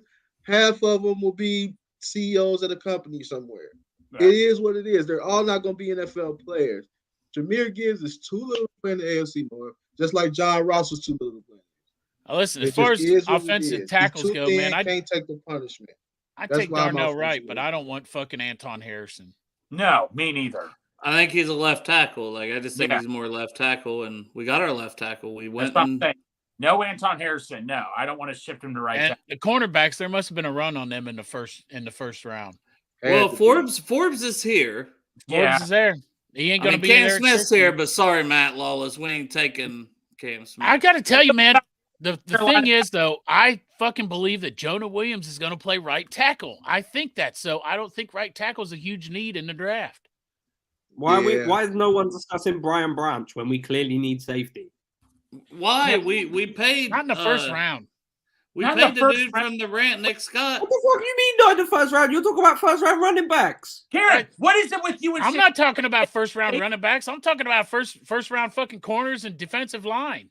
Kieran, what is it with you and Santori taking safety in the first round? Well, I don't see the Bengals doing that. Safety is a valuable position in the NFL, bro. We took that last year. If it was so valuable, why'd Taylor Rapp get a $1 million contract with the Bills? Thank you. If it wasn't they valuable, still got hired in Poyer. If it wasn't valuable, why did teams come after Jesse Bates and Von Bell almost immediately? Because they're fucking idiots, to tell you the God's honest truth. Like Jesse Bates. I mean, look, he's a good safety, but fucking the money he got paid, he's not that good. Now, the only reason why I kind of say, I'm not saying we'll draft Ryan Branch. I'm just saying don't completely dismiss it off the table. No, I think that's fair because he's the best safety. Yeah. But my thing is this: like we got Dax Hill, we got Nick Scott. Now, I'm sorry, me personally, I think Nick Scott is getting hyped up a little bit too much, and I think. Agree. Us as fans is like, okay, the Bengals have been doing well in free agency, so this is gonna work too. And it's like, nah, man, like losing Von Bell was huge. Like, I hate how people just be like, oh, we can replace that easy. You know, we got somebody faster and better. What about IQ? What about the knack of just knowing how to make a play? I don't think that. Just stub that I'm out. just speaking for the average fan. Play, Von Bell made the play. Whether it was forcing a fumble, whether it was an interception, whether it was just being Johnny on the spot, you cannot teach being at the right place at the right time. Crip. I think people just trust. Don't go, Matt. Matt says unsubscribing. We ain't talking Cam Smith. Uh-oh. No, fuck it. We're taking Cam Smith now, Matt. Don't unsubscribe. Come on now. We'll pick his ass. No, to me, like I understand the Branch conversation at least. But I don't think the Bengals go back-to-back safety, and I don't think they would have paid Scott if they didn't plan on him being the starter. So, like, to get another first-round guy and be like, well, we don't even have you penciled in as a starter. Well, my thing is Scott is getting 3 years, $12 million? That's $4 million a year, right? So, But for the Bengals, for that money for safety is more than for other positions. We gave Vaughn $6 in his original deal. We gave him 3 years, $18 million. So I'm guessing, like, I'm not saying we're gonna pick Branch at all, and I don't think we are. But I'm saying, like, with a rookie contract and Scott, that's almost the same price as Bell. Would you want Scott, the safety, as our first round pick, though? My thing is this: I just feel like that safety spot is not as secure as people think. Oh, I agree with you 100%. I'm just saying, like, out of I agree. I mean, I agree with that too. I just don't know that I could spend another first round pick on it. I wouldn't need. I'm not saying that. I'm not saying this year that, for the Super Bowl. Is that the pick you're taking at 28, safety? My thing is this: we always say best player available until the best player available out there, and then we like, we can't take that. We got best player available. Will Levis. Well, we don't quarterbacks. We know quarterbacks count, but we talk. And honestly, to me, Will Levis ain't the 9th best player in this fucking draft. He barely cracked top 100 for me. If I'm being real. Yeah, that's what I'm saying. I got the man like at the second round pick. Speaking of Will Levis, did you hear that Hendon Hooker is actually on other teams? Some teams have Hooker ranked in front of Levis. Why? Man's like 40 years old. I don't even fucking, from what I heard, he doesn't even read. He's like, this is where the ball's going. He gets the snap, throws the fucking ball. He beat Alabama. That's bro. What? That was the offensive coordinator skills. Like, get the ball, snap it, go. This is where you're going. That's hype. Like, his offense is very, like, You know what I mean? One read oriented, Right. and Right. he draws up great stuff to make his quarterbacks feel comfortable. Right. But I wouldn't trust Hendon Hooker just to be my franchise quarterback. No, Yeah, he's not the guy. It's one of those right now we're hearing smoke that he's going to go in the first, but is he really? You know, when at the end of the day, is somebody going to pull that trigger? I doubt it. There's only one quarterback in this draft who's realistically an actual, like, legit sure thing, and that's CJ Stroud. I agree with that. Yep. I Bryce Young's too fucking tiny. He's gonna get fucking. Even if you don't like know the X's and O's and you don't like scout players like that, you watch CJ Stroud throw the ball and you go, "Wow, that is a beautiful pass." I'm the Ohio State guy here, and I'm saying y'all put some respect on Bryce Young. I know he's small, but he's fucking tiny. Come on, this shit ain't worked out, man. Hey, Russell Wilson's tiny. Kyler Murray's tiny. Doing now. Okay, and how good he won a Super Bowl, poor chump. Give me a Super Bowl. I know, but fucking Bryce Young ain't Russell fucking Wilson. Drew, hey. Look at Doug Flutie. Greg went way back. Greg went way the fuck back with that. CFL legend Doug Flutie. Yeah. Hey, he had years. All right. Back to this first round. We can't even make it past the first round. Hey, let me just say this on the first round. I like to be honest. I like Brzee and I like Darnell Wright. I like Forbes too, but I mean, to be honest, like I honestly think Jonah Williams is going to be our right tackle. But with that question mark still out there, I'd say I'd probably go Darnell Wright because I still got cornerbacks that I like in the second round that are still going to be there. Darnell Wright too. But there's not going to be an offensive tackle I fucking like over Darnell Wright in the second round. That's for damn sure. But like, we're talking about premium. We're talking about premium positions. I think it fits here. We got some premium positions with premium players matched up with Wright at tackle, Brzee at D line, and then Forbes at corner. Yeah. All I'm saying is, hey, you know me. Like I said, I like Wright. He's fine. You know, but Mahomes got to get on the ground. I'm gonna say this until I'm blue in the face. I'm gonna say it every show. We got to get Mahomes on the ground. That was the difference between us winning the Super Bowl, or not winning, going to the Super Bowl again, and us getting knocked out in the AFC Championship game. When we got to the Super Bowl, we made sure we was able to get him on the ground and got timely sacks. This year we did not. We missed him. He threw for touchdowns, and boom, that's the story. Forget the side stuff and all that. We didn't get him on the ground. That's why I could say, like, if it was Cansey, I'd be more apt to be like, all right, take Cansey over Wright. But Brzee, I don't know if he's that guy. I mean, we just haven't seen it. Like, I don't know. Like, I wouldn't hate Brzee as the pick, but I mean, let's go Wright. We know majority in here want Wright. Right. I could easily go. But probably I could easily go Brzee there and be. Yeah, I get it, but Wright is pick for starting day one. Unless fucking Jonah Williams stays. If Wright's here, though, if they draft Wright, Jonah's fucking in play for trade for the rest of the draft. Yeah, now I'm trading him for something. Yeah, it's not to the point where you don't have to be picky anymore. If you go with Brzee, Jonah stays on the team. But if you go with Wright, he's up for fucking trade. Hey, Coach Cam, so somebody asked me this. Would you do this trade for Jonah Williams? Would you trade the Bengals' third-round pick and Jonah Williams for the Bears' third-round pick and their fourth-round pick? Okay? So you'd be moving up in the third round. Absolutely. If you get Darnell Wright in the first round, yes. But if you don't get a fucking tackle in the first round, we need Jonah Wright to play tackle. If you have your right tackle secured, would you switch places with the Chicago Bears in the third round and also get an extra fourth-round pick for Jonah Williams? Yep. I do. Bye, brother. If you got your right tackle, go ahead, Here's Dale. the thing. Well, I was going to say, and I tried to say it in the group chat, but I don't think you guys got what I was saying, is I would do that straight up. I don't even need the fourth-round pick. I would move from the end of the third up to the beginning of the third and just trade Jonah for that difference. Like, that's huge. That's well worth like a full third-round pick to move up that many spots. What I'm saying. You're basically moving up to the end of the second round. If we got fucking Darnell Wright, if the draft is going like this, you got Darnell Wright in the first round, give me a fucking seventh-round pick just to get rid of Jonah's contract because this is who's going to be our starter is Darnell Wright. Yep. So get rid of the fucking $12 million. If they take the money, then get rid of him.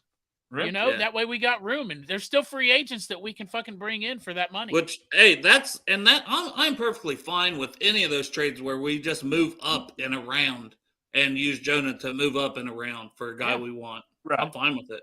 Or the other guy that's not to be mentioned. We don't want to fucking cut him, but I mean, we're not. Yeah, gonna but trade you his can't. ass. You can't use him. That's the thing. You can't use him as a trade asset. No.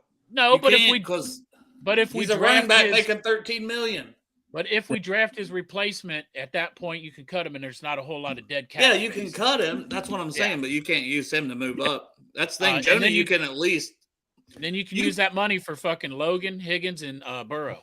If you cut Jonah, you're eating $12.6 million. If you cut Mixon, you're saving $10 million on the cap. Right. That's the Especially fucking after difference June between 1st. the two players. I don't know why the conversation is any more than that. It's ridiculous. But whatever. That's some people got motherfuckers on speed dial. You got Charbonnet and Foskey, two obvious ones. Tyreek Stevenson. Yeah, man, that's a good board there. Like already. I go so safety, I like edge. Foskey falling there is pretty solid. Yeah. We already took our tackle. Charbonnet, people love at 60, and I can't hate on it. He reminds me a lot of Mixon, just straight up. Tucker Kraft, my guy Tucker Kraft. Benton being here, that's good value too. He can give you pass rush from that interior D line. And then we talked about Stevenson. You guys know I like him. I like DJ Turner too. I like both of them. Man, I like DJ Turner. I would go corner. I don't know. What's on the man, deal? I love Joe Tippmann. I love Joe Tippmann as a prospect. Like Wisconsin churns out interior linemen. Is he a center?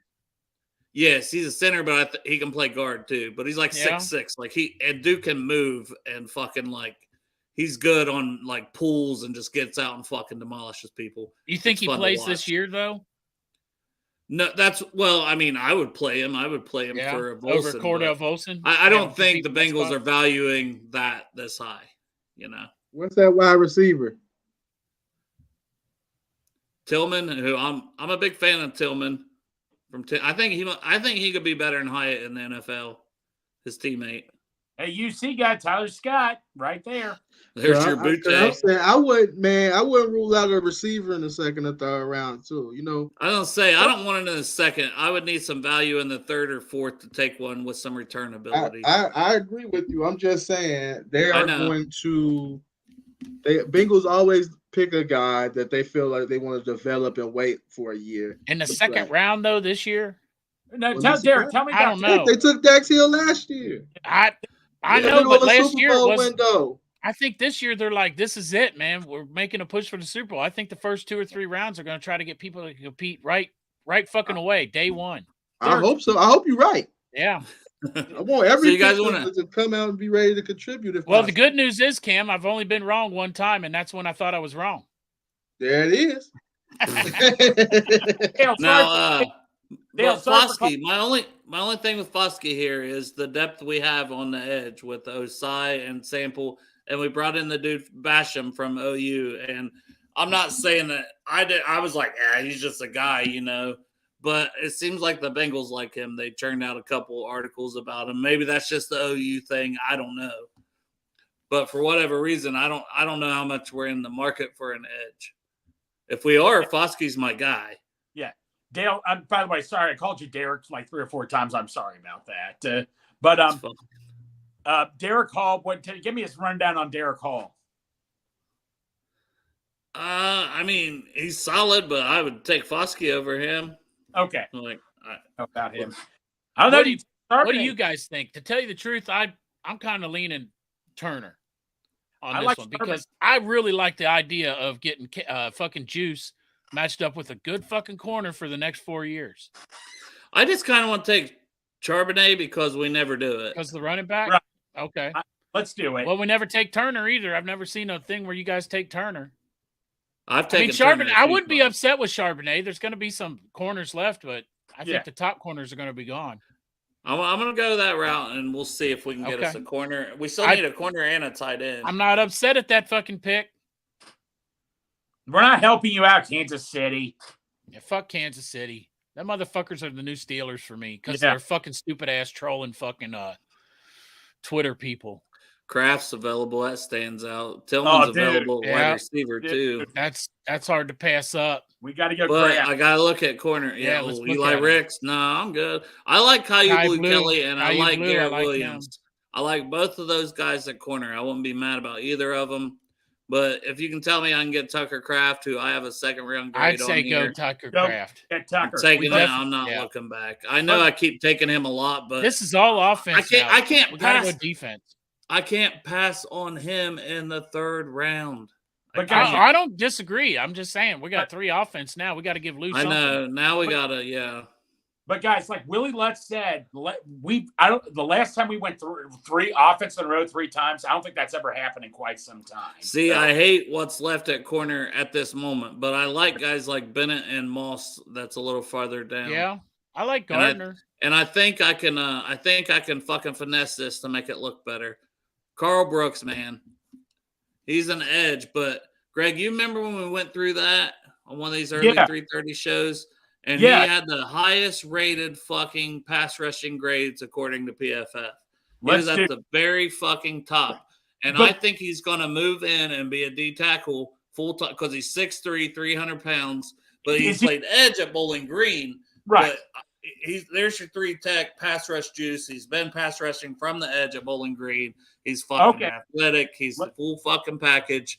Bam. We got our 3 tech in. If he's there in the 4th round, man, I am banging that fucking drum all day long. Yeah, this is going by smoothly. I know we didn't get the corner, but this is going by smoothly if you ask me. Yeah. Oh, yeah. And that's we almost always wait on a running back, Greg. We're like, we'll wait till 3rd or 4th. This was us being proactive and taking a running back in the 2nd round and saying, hey, here's in my opinion, the 3rd best running back in this class. Let's look at all. We're talking about Gibbs. Look at the running backs just right now. See if we went corner in the 2nd round. Look at the running backs that are available. Yeah, now we would have taken one in the 3rd most likely. Oh, dude, Mitchell's right there. He is going up the boards. But we would have taken one 3rd or 4th round. Yeah. So I would have took Mitchell down here. Now corners, Cameron Mitchell from Northwestern is still there. So I like Bennett and I like Moss, but Cameron Mitchell is not bad on my list either. I think I've got him on here somewhere. Oh, when you're done with him, look up Mekhi Gardner. What do you got on him?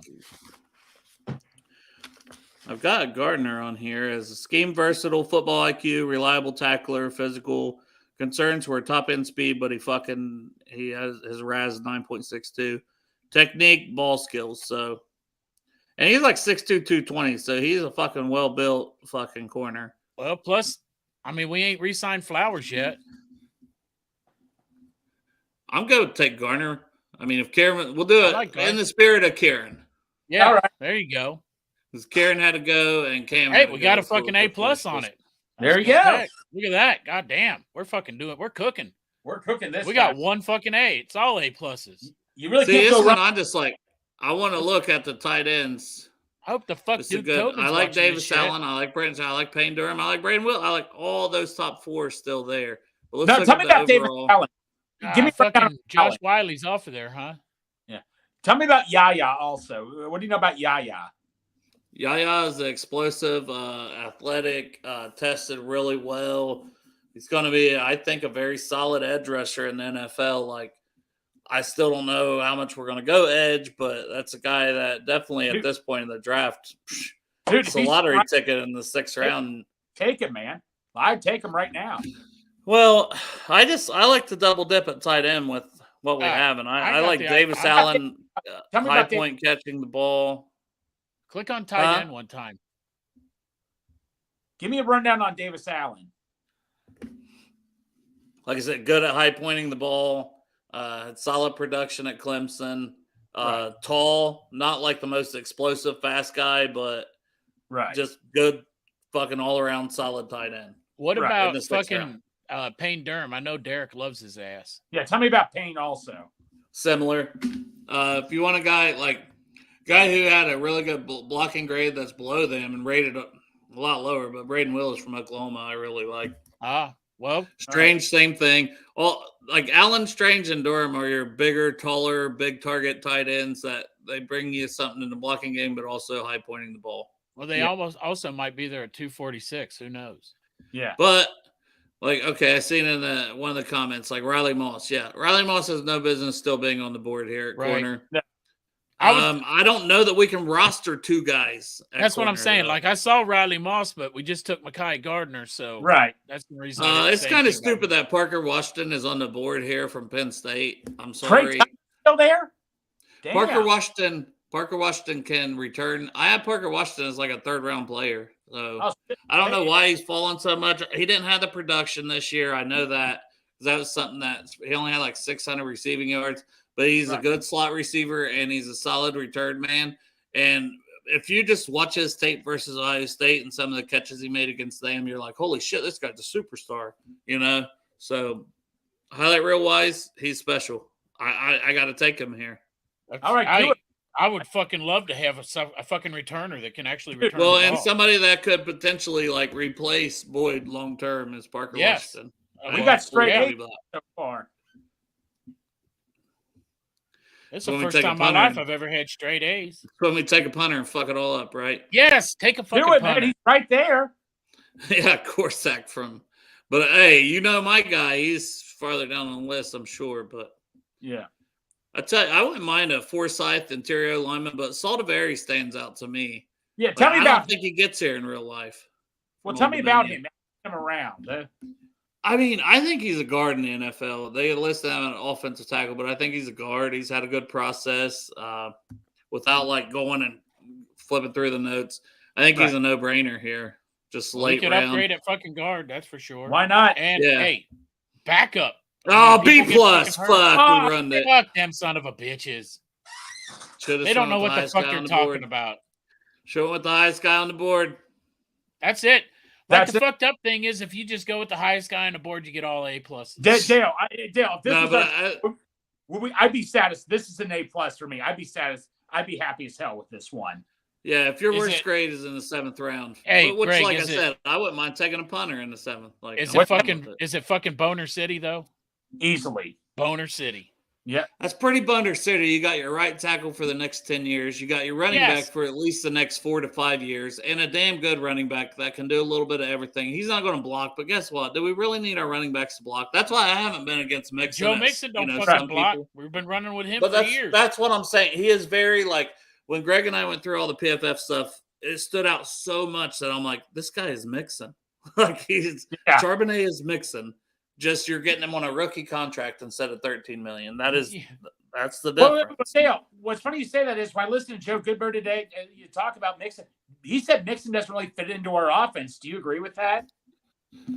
I mean, I'd have to listen to exactly what Joe said and in what ways he's saying that. You know what I mean? He fits into our offense as far as a pass catcher. I mean, Jesus Christ, didn't he have 60 catches last year?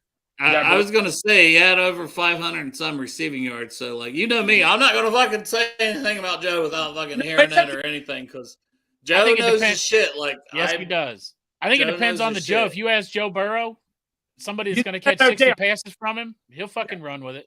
Well, Dale, just listen to him, see what he says. Yeah, it's on lockdown. Oh, I don't watch that shit. Fucking James Green won't even come on our show, little bitch. No. Don't tag it. That's a joke, people. It's an ongoing joke. That's what sucks, man. I have to now say that. I have to say this is a joke.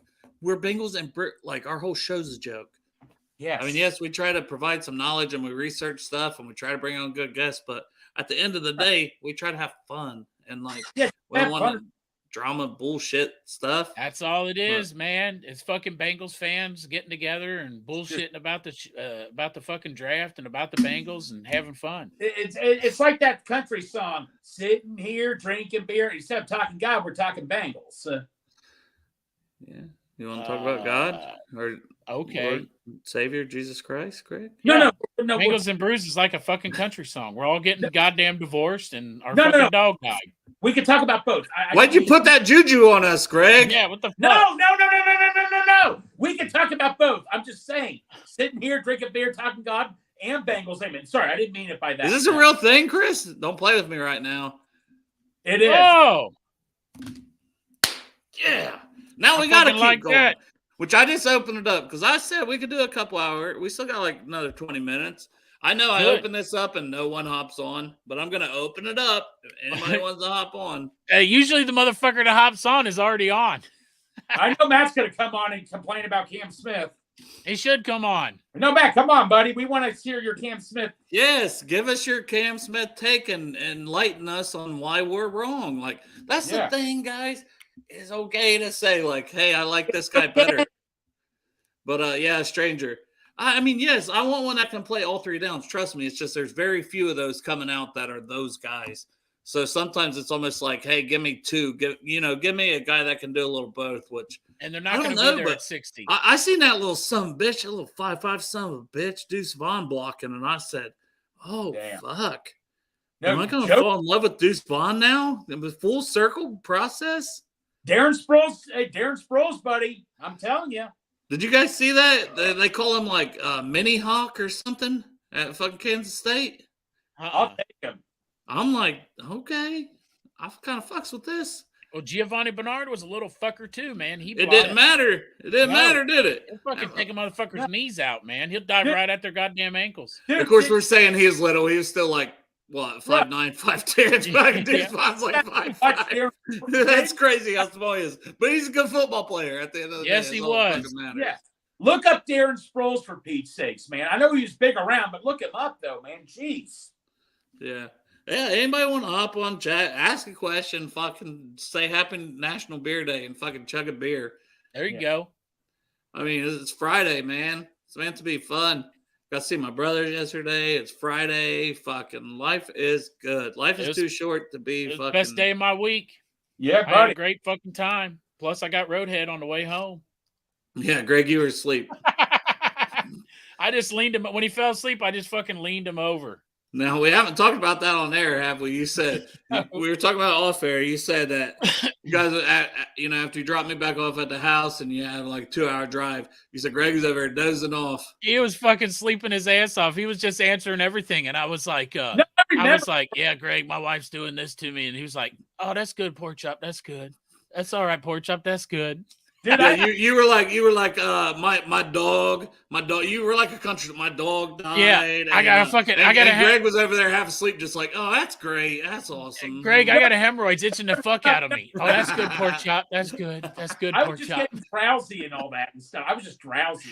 He apologized to him before. He's like, man, I'm sorry, I'm drowsy. I'm sorry, I'm drowsy. Is it okay if I lean your seat back, Pork Chop? Yeah, go ahead. Go ahead, Greg. I remember that. Yeah. And I texted you guys both. I got home okay last night. Look at guys getting defensive. Well, no wonder you got a fucking half a nap on the way home. You give one guy roadhead and get defensive. Oh, jeez, Greg. It happens, okay? Tasted better than La Rosa's, didn't it, Greg? Oh no, we're not going down that road again. I've already had enough affairs and all that. It tasted better than La Rosa's. Dale, I'm not doing all these affairs again and all that and stuff. We're not doing these affairs like all these celebrities got involved in. I'm not getting involved with this. Oh, shit. Stranger said he'd hop on if he could. It's fucking easy, man. Hit the button on your phone and hop on. I've tried. Stranger Matt said he's going to come on. He said, give me a minute. I said I'm coming on and I'm coming on. There it is, Mr. Cam. Hey, you live in South Carolina. You like Cam Smith. Man. Yeah, where's Cam at? Is that your roommate? Yeah, he's in the other room. Yeah, Matt, how you doing, buddy? I'm all right. How you doing? What's up? I haven't seen you in a while, man. I've been around. All right, so tell us about Cam Smith. What is it you want about Cam Smith so much? I want somebody to knock you in the mouth. Not you specifically, but you, Greg. Yeah. Yeah, you, Greg. Yeah. Lot one. I think our secondary is going to miss an enforcer without Von Bell back there. And we've already got our safeties that we're going to run out on the field. And I think Cam Smith can provide that enforcer on the outside. Hey, that's what I liked about Burfict the most, man, was he brought that fucking attitude to our defense, you know? So when Burfict was on the field, that attitude was on the field, and it's infectious. And it's not like this dude doesn't have good hands. You heard Karen talk about his hands. He has fantastic hands. And his short yardage burst. You know, because it's fucking gives you hand jobs. And yes, because he's just off camera. Like he's going to get beat deep every once in a while. He doesn't have the long range speed. He only runs a 4.45. Stop it, Cam. Stop it. There you go. You need one of these. Matt. I got one somewhere. It's No, already I had him as like corner 4 to start the process. I mean, and it's not really been things he's done wrong as much as other guys. Just the more I've studied them and things that they've done right. You know what I mean? I'm not a Gamecock fan myself. I do live in South Carolina. I work with guys that are Gamecock fans. They tell me you guys need to draft Cam Smith. So I start looking up a bunch of shit on him, and I'm like, man, this is the guy I want. I want him. I want him more than I wanted Joey Porter Jr. for the longest time, just because I want to stick it to the fucking Steelers. If somebody like that falls, like that's the thing. I have a clear like top 3 that I don't even think we have a shot at, and that's Witherspoon, Gonzalez, and Porter.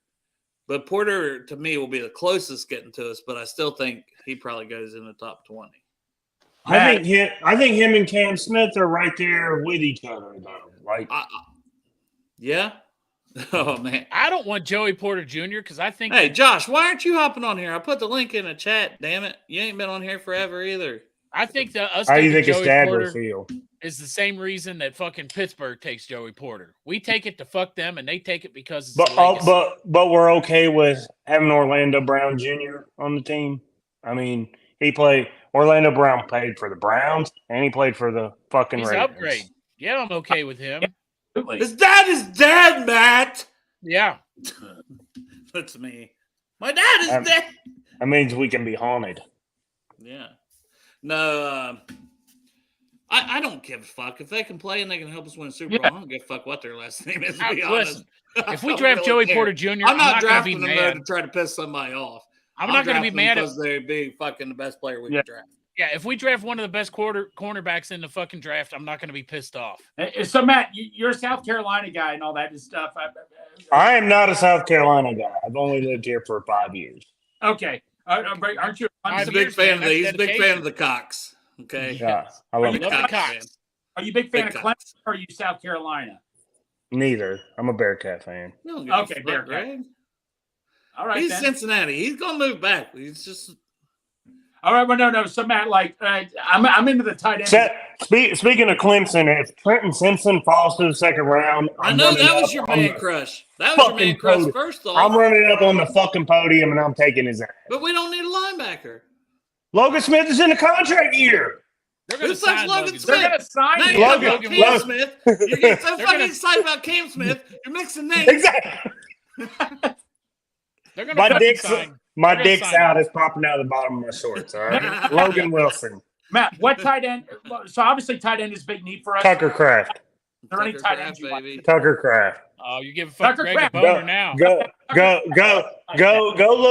I don't know which way it is. Is it this way? Yeah, you got the right way. Right, yeah. Tucker Kraft. Love Tucker Kraft. Go look at my tweets this whole off season. Tucker Kraft's been my guy. No, dude. If we draft Tucker Kraft, I will run with my shirt off. Now, and I have got your fucking shirt off for 2 of them now. Yeah, I know. You want to show them nips? I don't want Michael Mayer at all. Why not? I've seen the interest with Darnell Wright. No, don't want him. Darnell Wright and the Steelers. First, one thing at a time. His upside's right here. That's Tucker exactly Kraft's up here. I'm not exactly Tucker Kraft, but I agree on Michael Mayer. No, and Michael Mayer's number 1. I have Kraft number 2 on my list. Kincaid, I like him, but his injuries scare me. I know he passed his physical, but it still scares me. Kuntz is number 2 on my list. I can't believe you said it that way. I pronounced it right. You have not pronounced it that way this entire time. If we draft him, that ain't the way I'm fucking ever pronouncing it. Yeah. 4th round, if he's there, oh my God, I would go back-to-back tight end. Give me Tucker Kraft and Kuntz. Cunts. There you go. I'll take me some cunts. I love no, Matt, who's your favorite running back in the draft? Since running back's a big need, obviously. Greg, can I fucking get to this for a second? Damn it. I don't want to comment on this because yes, my only hope that they're not going to take somebody like Darnell Wright at 17, even though the value and the mocks match that up a lot, is they really need a left tackle more than they do a right tackle. So I just wanted to say that. And then fucking Greg asked 45 fucking questions while I was trying to say it. Greg, I'm gonna punch you in your fucking dick. He only wants to ask that question because he wants to laugh at me because he knows who it is. Taking their fucking Bougeron. What? My favorite running back. Yeah. My favorite running back is going to go undrafted. Who's that? Muhammad Ibrahim. Oh, maybe just because of injuries, though. He's a good player. Like, fuck, we talked about that. He reminds me so much of Pacheco. So much of Pacheco. And maybe somebody takes him. And that's what I mean. Even if you get a – that's the thing with running backs. If you can say, okay, well, he's not going to be here. I remember Jay Ajayi when he came out, and it was like, well, he's got a degenerative issue or whatever. But, like, he was fucking good a couple years. Like, if he would have went to a contender, he could have helped him fucking win. Like, you know what I mean? Like, I don't understand the whole fucking injury thing when he played his whole senior year and they were fucking running the shit out of him. I think he's older, too. I think he's 24. Yeah, going to be 25. But you're not gonna sign a running back to a second deal anyway. No, well, I know that's the thing. You get him for like 2 or 3 years. He's 27. You let him go. Are you talking 2 or 3 guy? Huh? The Arizona State guy? Were you talking about? No, but that's another guy similar. We're talking about Mo Ibrahim from Minnesota. Well, no. Here's my argument. He's playing a bunch against the 20-year-olds. I remember Goodbear was talking about something similar to this. You got a 25-year-old playing running over a bunch of 20-year-olds. I mean, that's the problem. Is it though? Because look how many guys in this draft are 23 and 24. Like, and it's going to be this way. Like, once again, Jesus Christ, that I have to preface this. I can't fucking speak. I don't give a fuck. Okay. So, you know, the guys in the fucking draft are all older because of the COVID year. Like, it's just a natural fucking thing. And the ones that are playing over the older guys, guess what? They're really fucking good. That's why they're playing over the older guys. Right. And just because you're fucking 24 or 25 don't mean you're fucking playing at a fucking major college fucking football, putting up good yardage because you're fuck, I'm fucking 38. Am I going to go out there and put up big yardage because I'm older than these 20-year-olds? Fuck no, they're going to fucking beat my old ass up. I'm 51. I ain't going to do shit. Like, I know that's a shit comparison, but you know what I'm saying. Right. Like, you still got to go out there and put it on the fucking field. And at the end of the day, I am all in tune with all of that, by the way, on the ages and stuff, the age and the breakout years. But that's if it's more important to me for certain positions, like running back, like Matt said, is not going to get a second contract typically, or you shouldn't give him a second contract. I think if anything, Mixon has proven that, and I wanted him to get a second contract at the time, and now I feel like maybe I was wrong. Oh my God! Maybe the thing that I don't understand, and I've argued till I'm blue in the face with people on Twitter about Muhammad Ibrahim this season, this offseason. They want to throw in the fact that, he's 24 running over 21-year-olds. When he was 21, he was running over 21-year-olds. Yeah. All right. Or, when he was 20 running over 22-year-olds. Like, it's just like 2018, he had over 1,100 yards, 5.7 yards a carry. Yeah, so 4 years ago when he was 20. Yeah.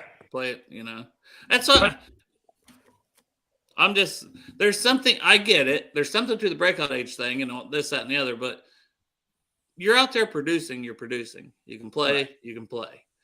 It shouldn't, rule you out completely, especially at running back. That's the one position that I'm not really too worried about as much. Well, I mean, you look at quarterbacks. There was Brandon Weeden, Chris Wanke, all those guys that came out at 28 years old. That didn't work out, but I guess that's not too relevant or anything. Yeah, I mean, fucking Brandon Weeden was what, 28? What did Pacheco? That's a little different. Yeah.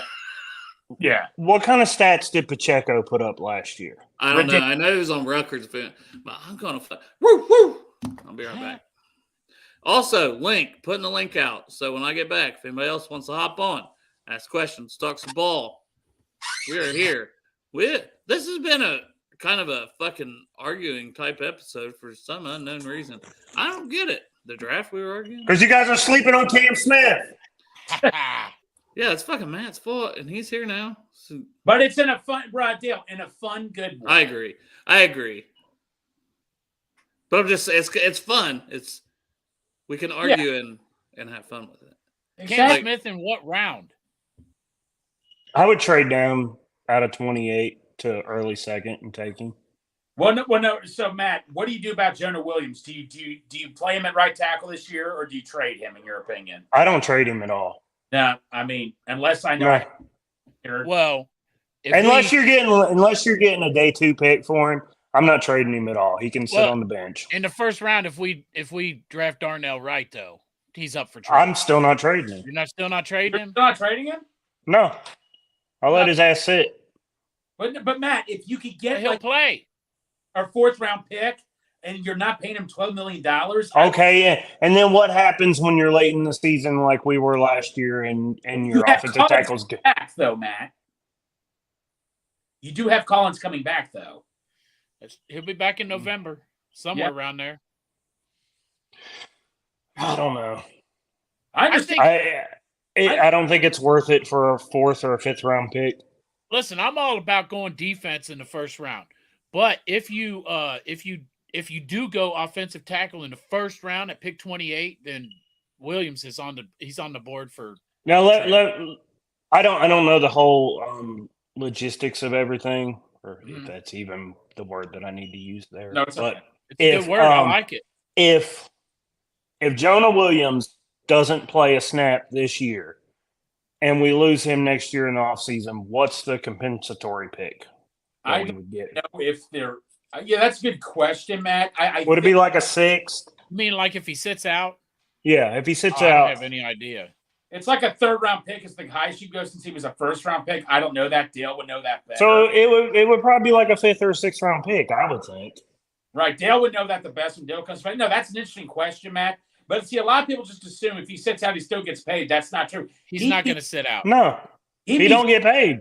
He ain't going to sit out. He'd be screwing himself if he didn't play. The thing of it is, you look at Mike McGlinchey, who I think he could be almost good as, got $89 million or whatever. Lane Johnson at 33 got $33 million for 1 freaking year. If he can come in and he can play right tackle, even remotely good, right? He's gonna make more money than if he fucking. Listen, if he get Jonah Williams' whole reaction to trade me was a fucking knee-jerk reaction. Yeah. All right. I guarantee that. And especially now that he's seen Mike McGlinchey get paid and shit, he's fucking gonna play. He's not gonna sit out like his last year. His other 2 years were better at left tackle than his last year. His last year sucked. So is that the season he wants to be going into free agency? Yeah. So he's gonna fucking play. I think that was a knee-jerk reaction. And the Bengals are just being like the Bengals always are, and they shut the fuck up, and they're not making things public, and Jonah Williams is going to play. I'll be surprised if they go right tackle in the first round because I think they fucking count on Jonah Williams playing. Well, no, Matt, let me ask you this, man. What was your take when you found out we signed Orlando Brown? I mean, I thought it was a fake account when I saw, but where were you when you found out? I mean, it was like around 10:35, but where were you when you found out about Orlando? I was at work. I was half asleep, and I was at work. I thought it was fake. Yeah. But when you found out, was you happy as hell we got him? Oh, hell yeah. Hell yes. $15 million a year. Don't you love it how Chiefs fans are like, oh, we never liked him anyway. Yeah. He fucking sucks. Listen, we got fucking Patrick Mahomes on fucking in free agency. They were like, Patrick Mahomes signs with Cincinnati. They'd have been like, fuck him. He's got a bad ankle. That guy fucking sucks. He wasn't going to be good for us this year anyway. To be fair, we did the same thing when Carson Palmer went. We said he sucked. He really didn't suck. Fuck Carson Palmer. I get it. Dude's a fucking asshole. But he was a good quarterback. I'll tell you what though, I was never like that with Carson Palmer. I always rooted for him and stuff. And then he took his fucking ball and he went at home and he said, fuck you to 52 guys, fuck you. You're not my team. You're not my brothers. It doesn't give a shit about the management, whatever, but fuck you to the rest of the team and said, I'm not fucking playing. No, to be honest with you, Matt, I was kind of getting done with Carson Palmer because I'm like, he never was the same after his ACL. But then when he goes to the Cardinals, he's playing lights out. I'm like, well, what the hell, man? I didn't see you play like this when you were with us your final couple of years. I think Carson almost quit on us the last year or two. I honestly almost think that. Okay. Hey, beautiful. He has a question. Ask him the question you asked us, Matt, about Jonah. Okay, so if Jonah Williams sits out this entire season, I don't think he becomes a free agent. Well, even if he does, if he signs with another team, what kind of compensatory pick would we get for him? I don't think he can. That's the thing. Like, if he would set out the season, like not report set out, he's still under contract, I think, for the 5th year. That's the thing. 5th year. I don't know too much about the 5th year, but in general, you know, if you got a contract, you can't just set it out and then like be free of that contract. So fuck Jonah Williams, you're staying. He'll fucking report even if then he's like, oh, I'm hurt. Yeah. He'll play. And they have to put him on injury reserve all year or something. In my opinion, that's right. But comp wise, that's the thing. I don't know if you keep him. Let's just say you keep him around for the season. But why the hell would you pay a guy $13 million just set on the bench? Exactly. Like, no, he has to report though, right? He's not just going to get $13 million or whatever it is, right? That's what Dale said. He reports and says he's hurt. I stubbed my toe. Yeah. Just makes it messy. But is that really what you want to put out there? I don't think so. I think Jonah Williams plays. I think if it comes down to it, he plays. But I don't want it to come down to that. Just me. I personally, I know you were fucking watering the dog, but this is what I think about Jonah Williams. I think it was a knee-jerk reaction from his Jonah Williams camp. Said, "Fuck that left tackle. I don't want to play right tackle." And I think that since then, I think probably tempers have cooled, and I think he'll play. See, to me, if tempers cooled, he needs to put out a statement and say that. I bet you the Bengals I bet they told him just to shut the fuck up and let it ride. But if you're going to have your agent put out that statement, I put out a statement that said, you know what, I've seen the right tackle market, and I think I could go in and be a top 10 right tackle, and I'm ready to go and win this Super Bowl this year for Cincinnati and play whatever position they need me to play. I mean, it could be a smokescreen by the Bengals too, helping him, telling him keep quiet. I mean, because everybody thinks we're going to go right tackle in the first round, and that's because if Jonah Williams comes out and says, hey, I'd love to play right tackle, I was wrong, and all this stuff, then it kind of steers the draft another way. Maybe the Bengals have said, let's let it ride and see what happens. I think we're going defense. It would actually be better for the Bengals and Jonah if he said he was willing to play right tackle, because even if he didn't stay here, that's more options to trade for other teams who may view him as a right tackle. Or no tackle at all. They fucking view him as a guard. Yeah, I definitely don't. That's the thing. Had they asked him to potentially move to guard, I could understand him being more upset. Yeah. Because there is typically a way bigger difference in money. But right tackles are getting paid right now. Well, maybe he should come out and say he's a fucking right tackle so that they don't draft a right tackle and move him to fucking left guard. Yeah, exactly. I don't know. I wish that statement wouldn't have came out. Because we were so happy, like, oh, Orlando Brown now. Jonah either plays it or, hey, Collins even comes back and Volson gets injured. You can move Collins to left guard, or you can move Jonah to left guard. You would have had options. Right. You have options. But Jonah, he's pretty stubborn. I heard he was told to play center or guard or whatever in college, and he refused to do it. I mean, he's stubborn about playing left tackle. I mean, but most teams view him as a guard. And I would tell Jonah, look, be lucky we're asking you to play tackle where most teams even view you as a guard, Yes. Or you say, hey, you're on the market. Anybody can come get you. Yeah. Well, and nobody's coming. Yeah. No. I mean, when the Indianapolis report that this could happen within days, I'm like, I don't know if I buy into that or not. He acted like it was going to happen almost that day, he said. Yeah. What did I say? What did I say when that came out, Greg? You did. I'm ready to run like crazy, and you're like, You pull me back, sir, like, hold it there, partner. Hold it. I said that sounds like something his agent would put out to try to draw up interest. Yeah. So since he wants traded. Right. Agent's just trying to, It makes sense. Yeah. Matt, you got any pressing other draft questions or hot takes? Not really. We're going defense in round one. I'm with you, Matt. Once. I don't. It ain't going to be fucking your guy at 28, though. Fuck you. I just see how we made friends and then we broke up right away. Yeah. Well, no, Matt. So, Matt, what if it was Emmanuel Forbes? You wouldn't like that? I don't know. All right. Matt will get on board with whoever's picked. Yeah. No, I won't. Yes, you will. Michael Mayer, I'm not getting on board with that. Why? You don't think Drew Sample? Because I don't want Drew Sample all over again. Oh my God! Stop! That is the fucking worst take of all time. Yeah. I won't be mad at it. I think there's several other picks I'd rather have, but if they said it was fucking Michael Mayer, I would just see the positives. I would too. I would take my shot for too. Productive, best high point catcher in this draft. Joe Burrow going to make that motherfucker look better than he even is. Phenomenal. Yeah, he makes Drew Sample look better. A phenomenal really. blocker. Yeah. Like, you know what I mean? He's a better blocker than Drew Sample. I think that there's others in the draft with a higher ceiling, but I mean, to be honest, if we're going for Super Bowl this year, I mean, listen, I'm not even saying I want Mayer at 28. It depends who's there. I'm just saying I'm not going to be upset if I get in my opinion, the number one tight end at pick 28. I won't be pissed about it. I'll be like, cool. Because if Boyd leaves, I also see where the offense can change and use the tight end more in the receiving game. Right.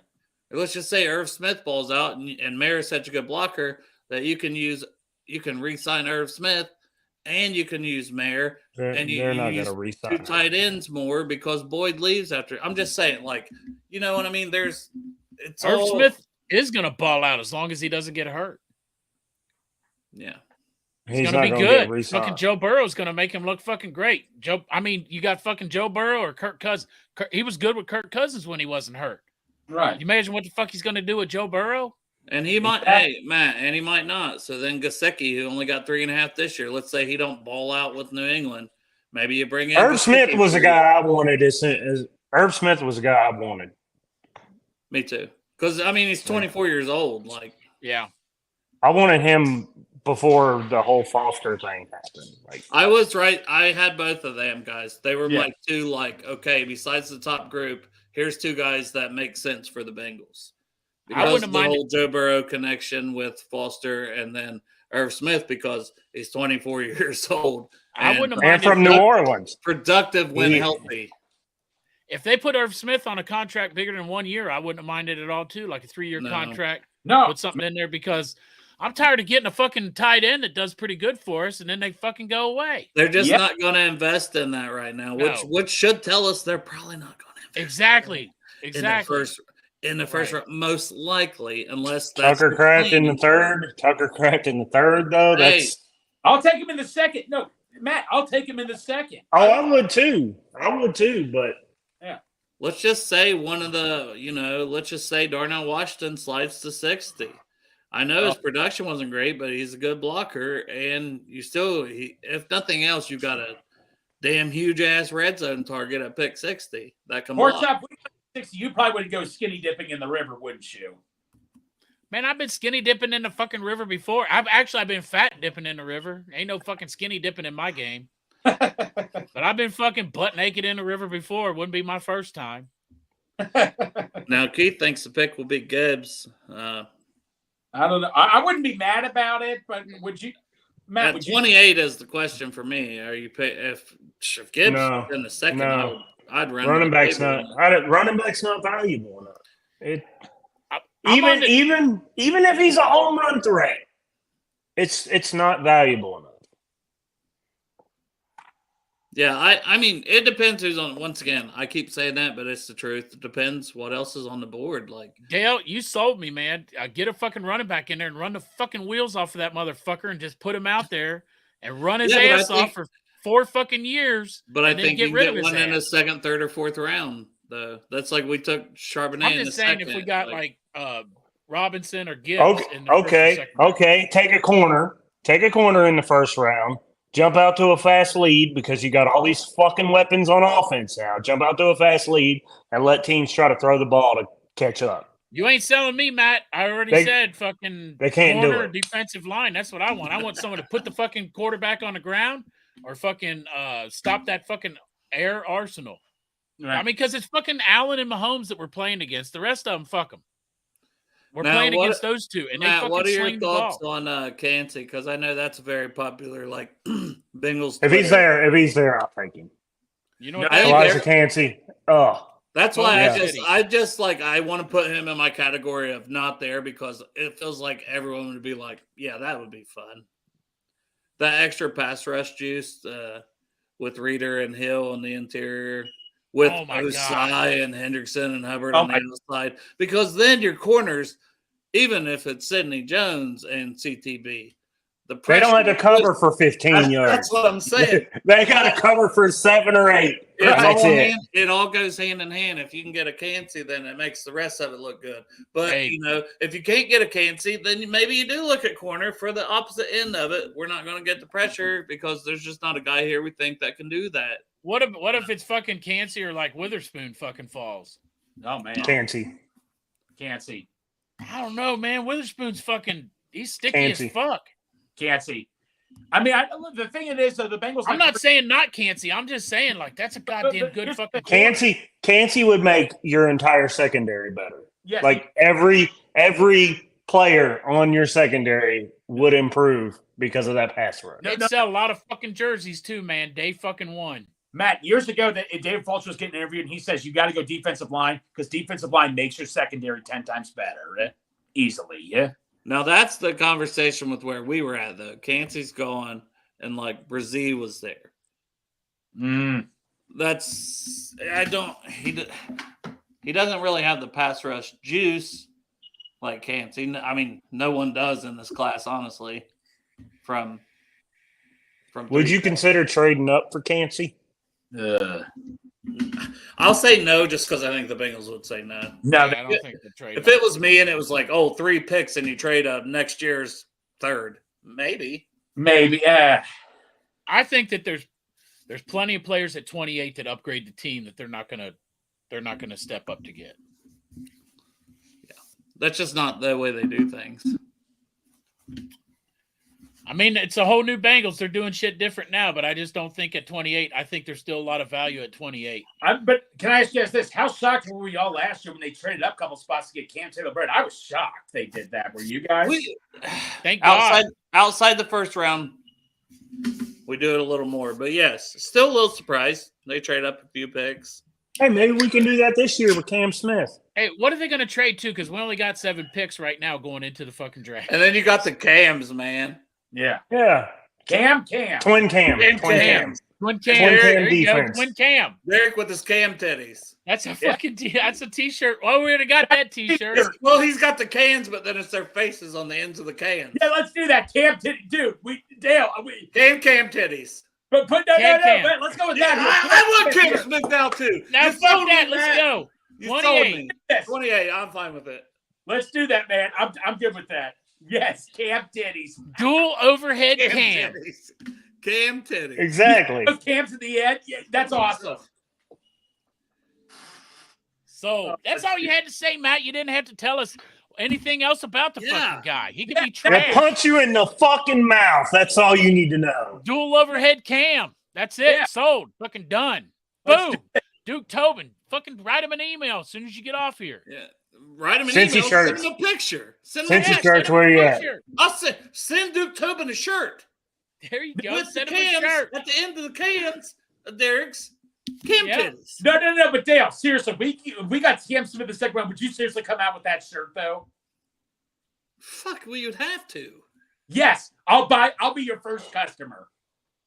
We would have to sell that. Yes. Shirt. Fucking A. Dual overhead Cam. Let's do it. Now, how do we sell this to Derek? Hold on. Well, you sell it the same way you sold the fucking T-shirt. You just do it. Yeah, you're right. Ask for forgiveness later. Right. It's a lot easier just to do the shit and then ask for forgiveness. Well, I was just talking to Derek when I went outside and left you guys because he was like, he had put in our Bengals and British chat, he said, we don't have a show scheduled for tonight. I'm like, dude, you've been living in your own fucking world. Like, where the fuck have you been? Yeah. I'm like, we talked about this. Yeah. Hey, now you got a topic for the works. The works. Mariachi beef. Fuck you. We disagree again. Right? fuck? Sorry, I was putting in my Donato's order. Okay. What the hell is mariachi beef? Mariachi beef. You hadn't had a mariachi It's actually beef? really good. It's Fucking good, man. It's the best. It's not as good as the Donato's works. pizza, mariachi. It was between mariachi beef and mariachi chicken. The I went chicken's beef, better. you know, because I like the fucking meats. It's fair. Chicken is Extra meat, sour too. cream. You squirt. It's a pizza. You squirt a little sour cream on top of it. But Is that the one with the pickles? No, it doesn't have pickles. It's got. They got one jalapenos on pizza. it. They got one pizza that has pickles. It's really fucking good. Probably Hey, a I'm gonna- cheeseburger. Speaking of I'm Greg gonna- loves pickles. I'm gonna end this episode, and I told Derek for him and Joe to figure it out, which it doesn't look like they have. There's been 0 messages exchanged. Yeah. But if they don't figure it out, maybe we'll just do it after dark. I got no plans. all right. Me neither. I'm I just don't gonna have be any drinking, plans, so. and I told you I got this new cinnamon whiskey, so I'm drinking that too. So I might be a little fuckered up. Let's I'm do doing it. mock drafts. Mock drafts. I bet I know who your fucking pick first. Yeah. I don't think he's available. I bet you don't get an A+ on that shit. But you got to Yeah, go with see? your gut. I don't know, Jerome. I can tell you this: there'll be a show. It's just a matter if Derek and Joe want to get their shit together and do one, or it'll be Shit. I don't want to do no trade. It's I a B+. All Is right. it a B+? All right. Hey, all I know is Cam titties, baby. Cam titties. Let's do this. Is there anybody else named Cam in the draft?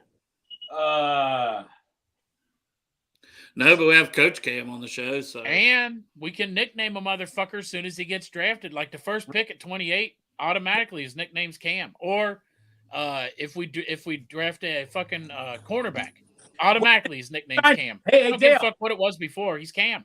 Dale, if we sign Cameron Fleming, Cam Titty still. Cam Fleming, yeah. Yeah. Cam Latu at tight end. See the chat. The chat knows There you what's go. up. All right, we're cooking here now.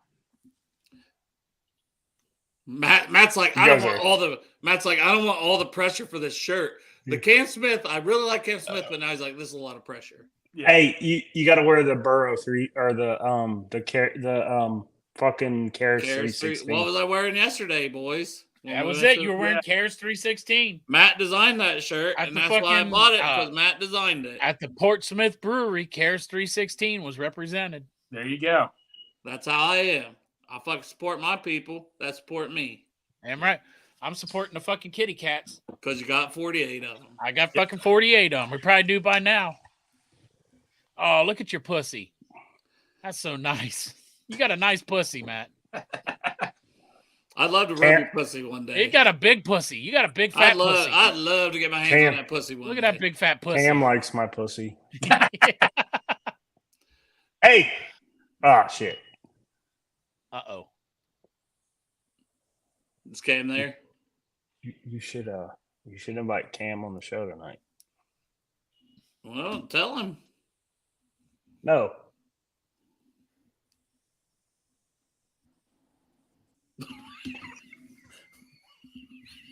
That was some awkward ass fucking silence. All right, boys. And this That's one. an inside joke I don't know. I don't get this one, bro. Who they? Who they? Who dat? Hey! Who they, baby? Let's go! It's time! Cincinnati, we gon' rise and up. In the jungle, we unite and up. Drippin' orange and black and white. All day when we fight, live and die in these stripes. Now who gotta move rockin' on? Now who wanna move crossing on?